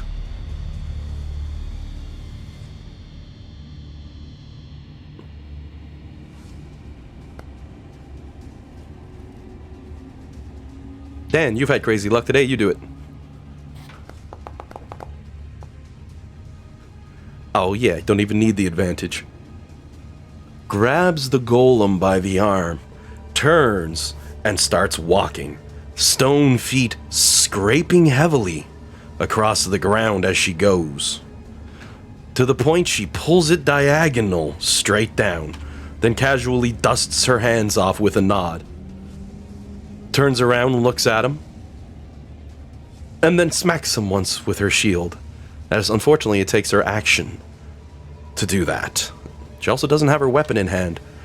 She nods, but she's still holding it grappled, so that it presently cannot move.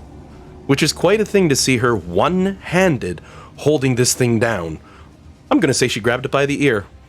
Just reached up, grabbed it by the ear, took it with her. You come with me. And she gives a nod. Do you think the rest of you can just turn this guy to rubble for me? Ha ha!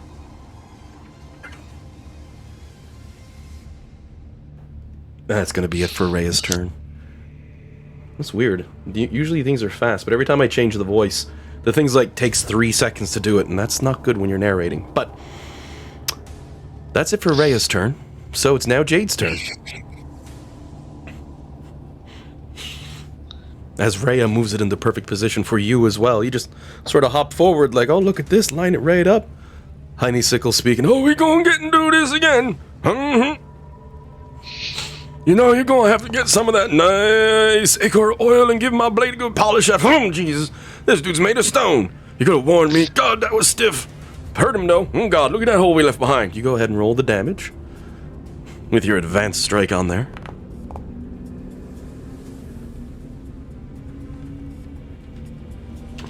Yeah, that first move, it always ignores the controls. I like to taste them naturally, so.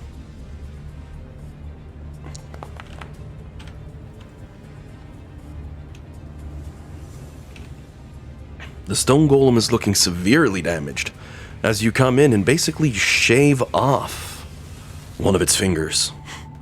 Pieces flying through the air as it's shattered, coming near death. Any other tricks up your sleeve for your turn?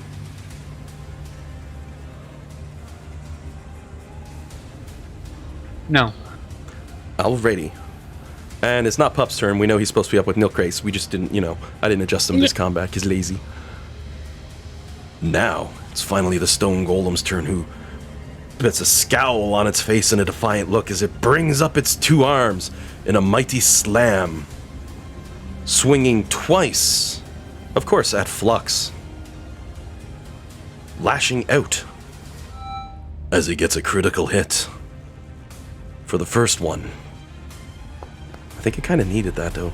And you have an AC of 21. Both attacks hit. First one's a crit. I'm so proud of this golem as it hits you for 35 points of bludgeoning damage. I have a thing, don't I?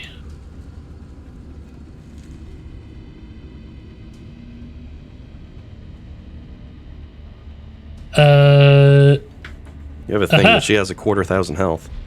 Yeah. No, but when he makes his first attack, I get to attack him. Yep. So you go ahead and make a swing.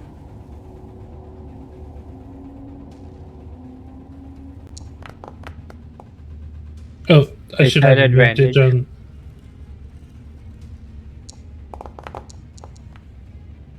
And that's a hit. So Flux takes 35 points of damage, and you get to roll damage on him. As you deal 14 points of damage.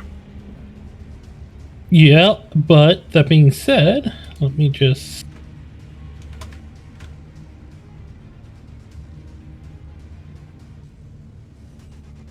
Yeah, I can do this now. Arcane Jolt. He's going to take an extra 2d6 force damage. Why did that... Oh, right, because I'm the advanced one.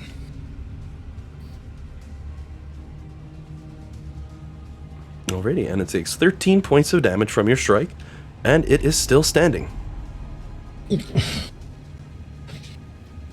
That second hit.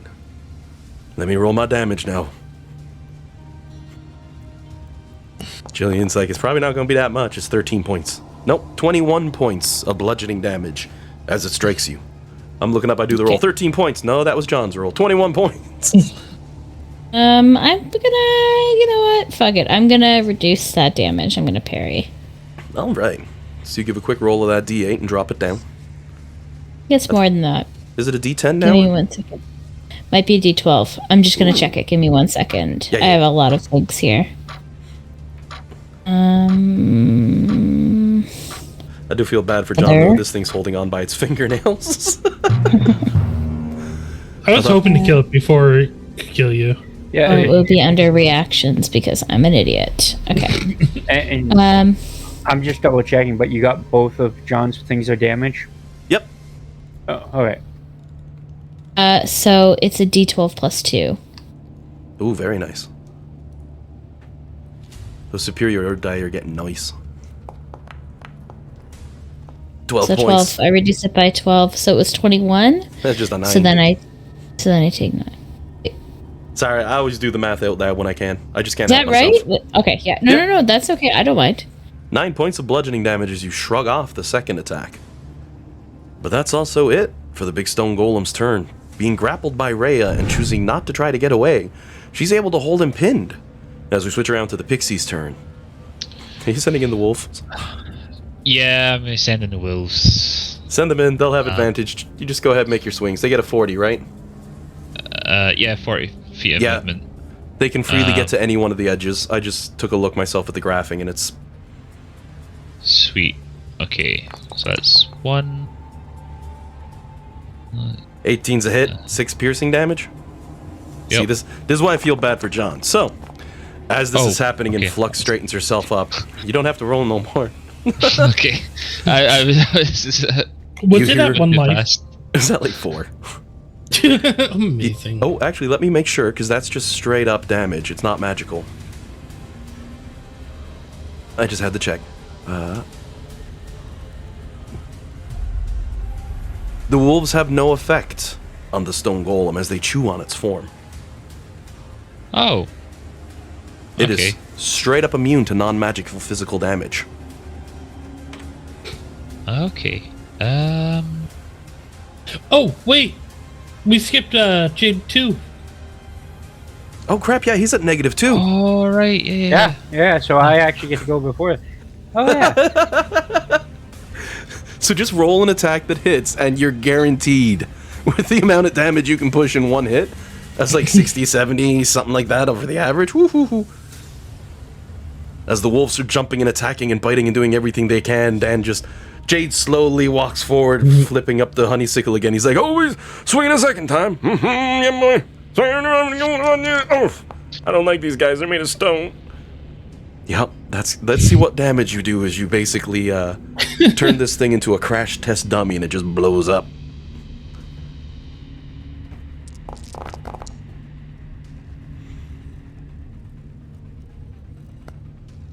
Yowza.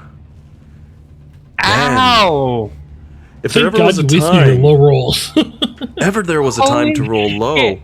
5 1s, 2 2s, and a 3. That sounds like. Yep. That's RN Jesus leaning in saying, "Hey, I gave you guys a break earlier." But it's still 31 points total, but god damn. Yeah. It works that your sword is complaining about cutting through stone because it was a tough chop at the end there as the damage dropped out.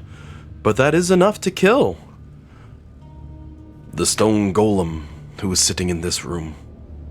To which Lulu would speak up and say, "Oh, I remember one of you was like, oh, it's going to be a trap. Whoever said that, 10 points. And she nods her head. The biggest damage will be emotional damage if the room turns out to be empty. Emotional damage. Yes, Jillian, whenever I hear it, that's what I see too. You forgot to do the image of someone throwing something on the ground. Yep.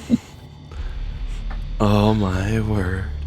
Well, there might be some loot or something of the sort like that to find in this room. But that might be something for next week. We can catch up on at that point.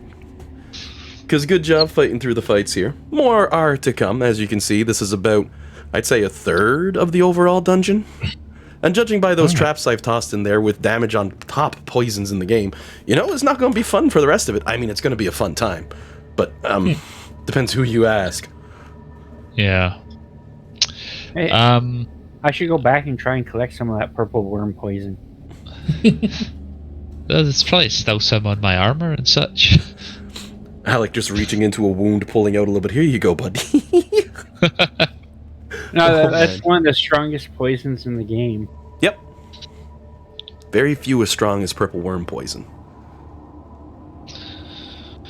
Just straight up crazy damage. But alrighty then, everyone. Well, unless there's any questions, I figure this is a good spot as many for us to end for the day, and we'll be good to go for next week. Did you say good spot as many to end for the day? It technically works too.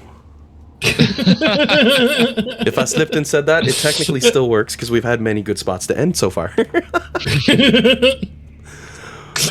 Oh my word. Alrighty then, everyone. Well, you all have yourselves a good week, and we'll catch back up next week. It was a lot Alright, of fun. awesome. Thank you. Lots of fun. Thank you. Always Have a good fun time, Have a everyone. good one. Night. Bye. Hey, thank you.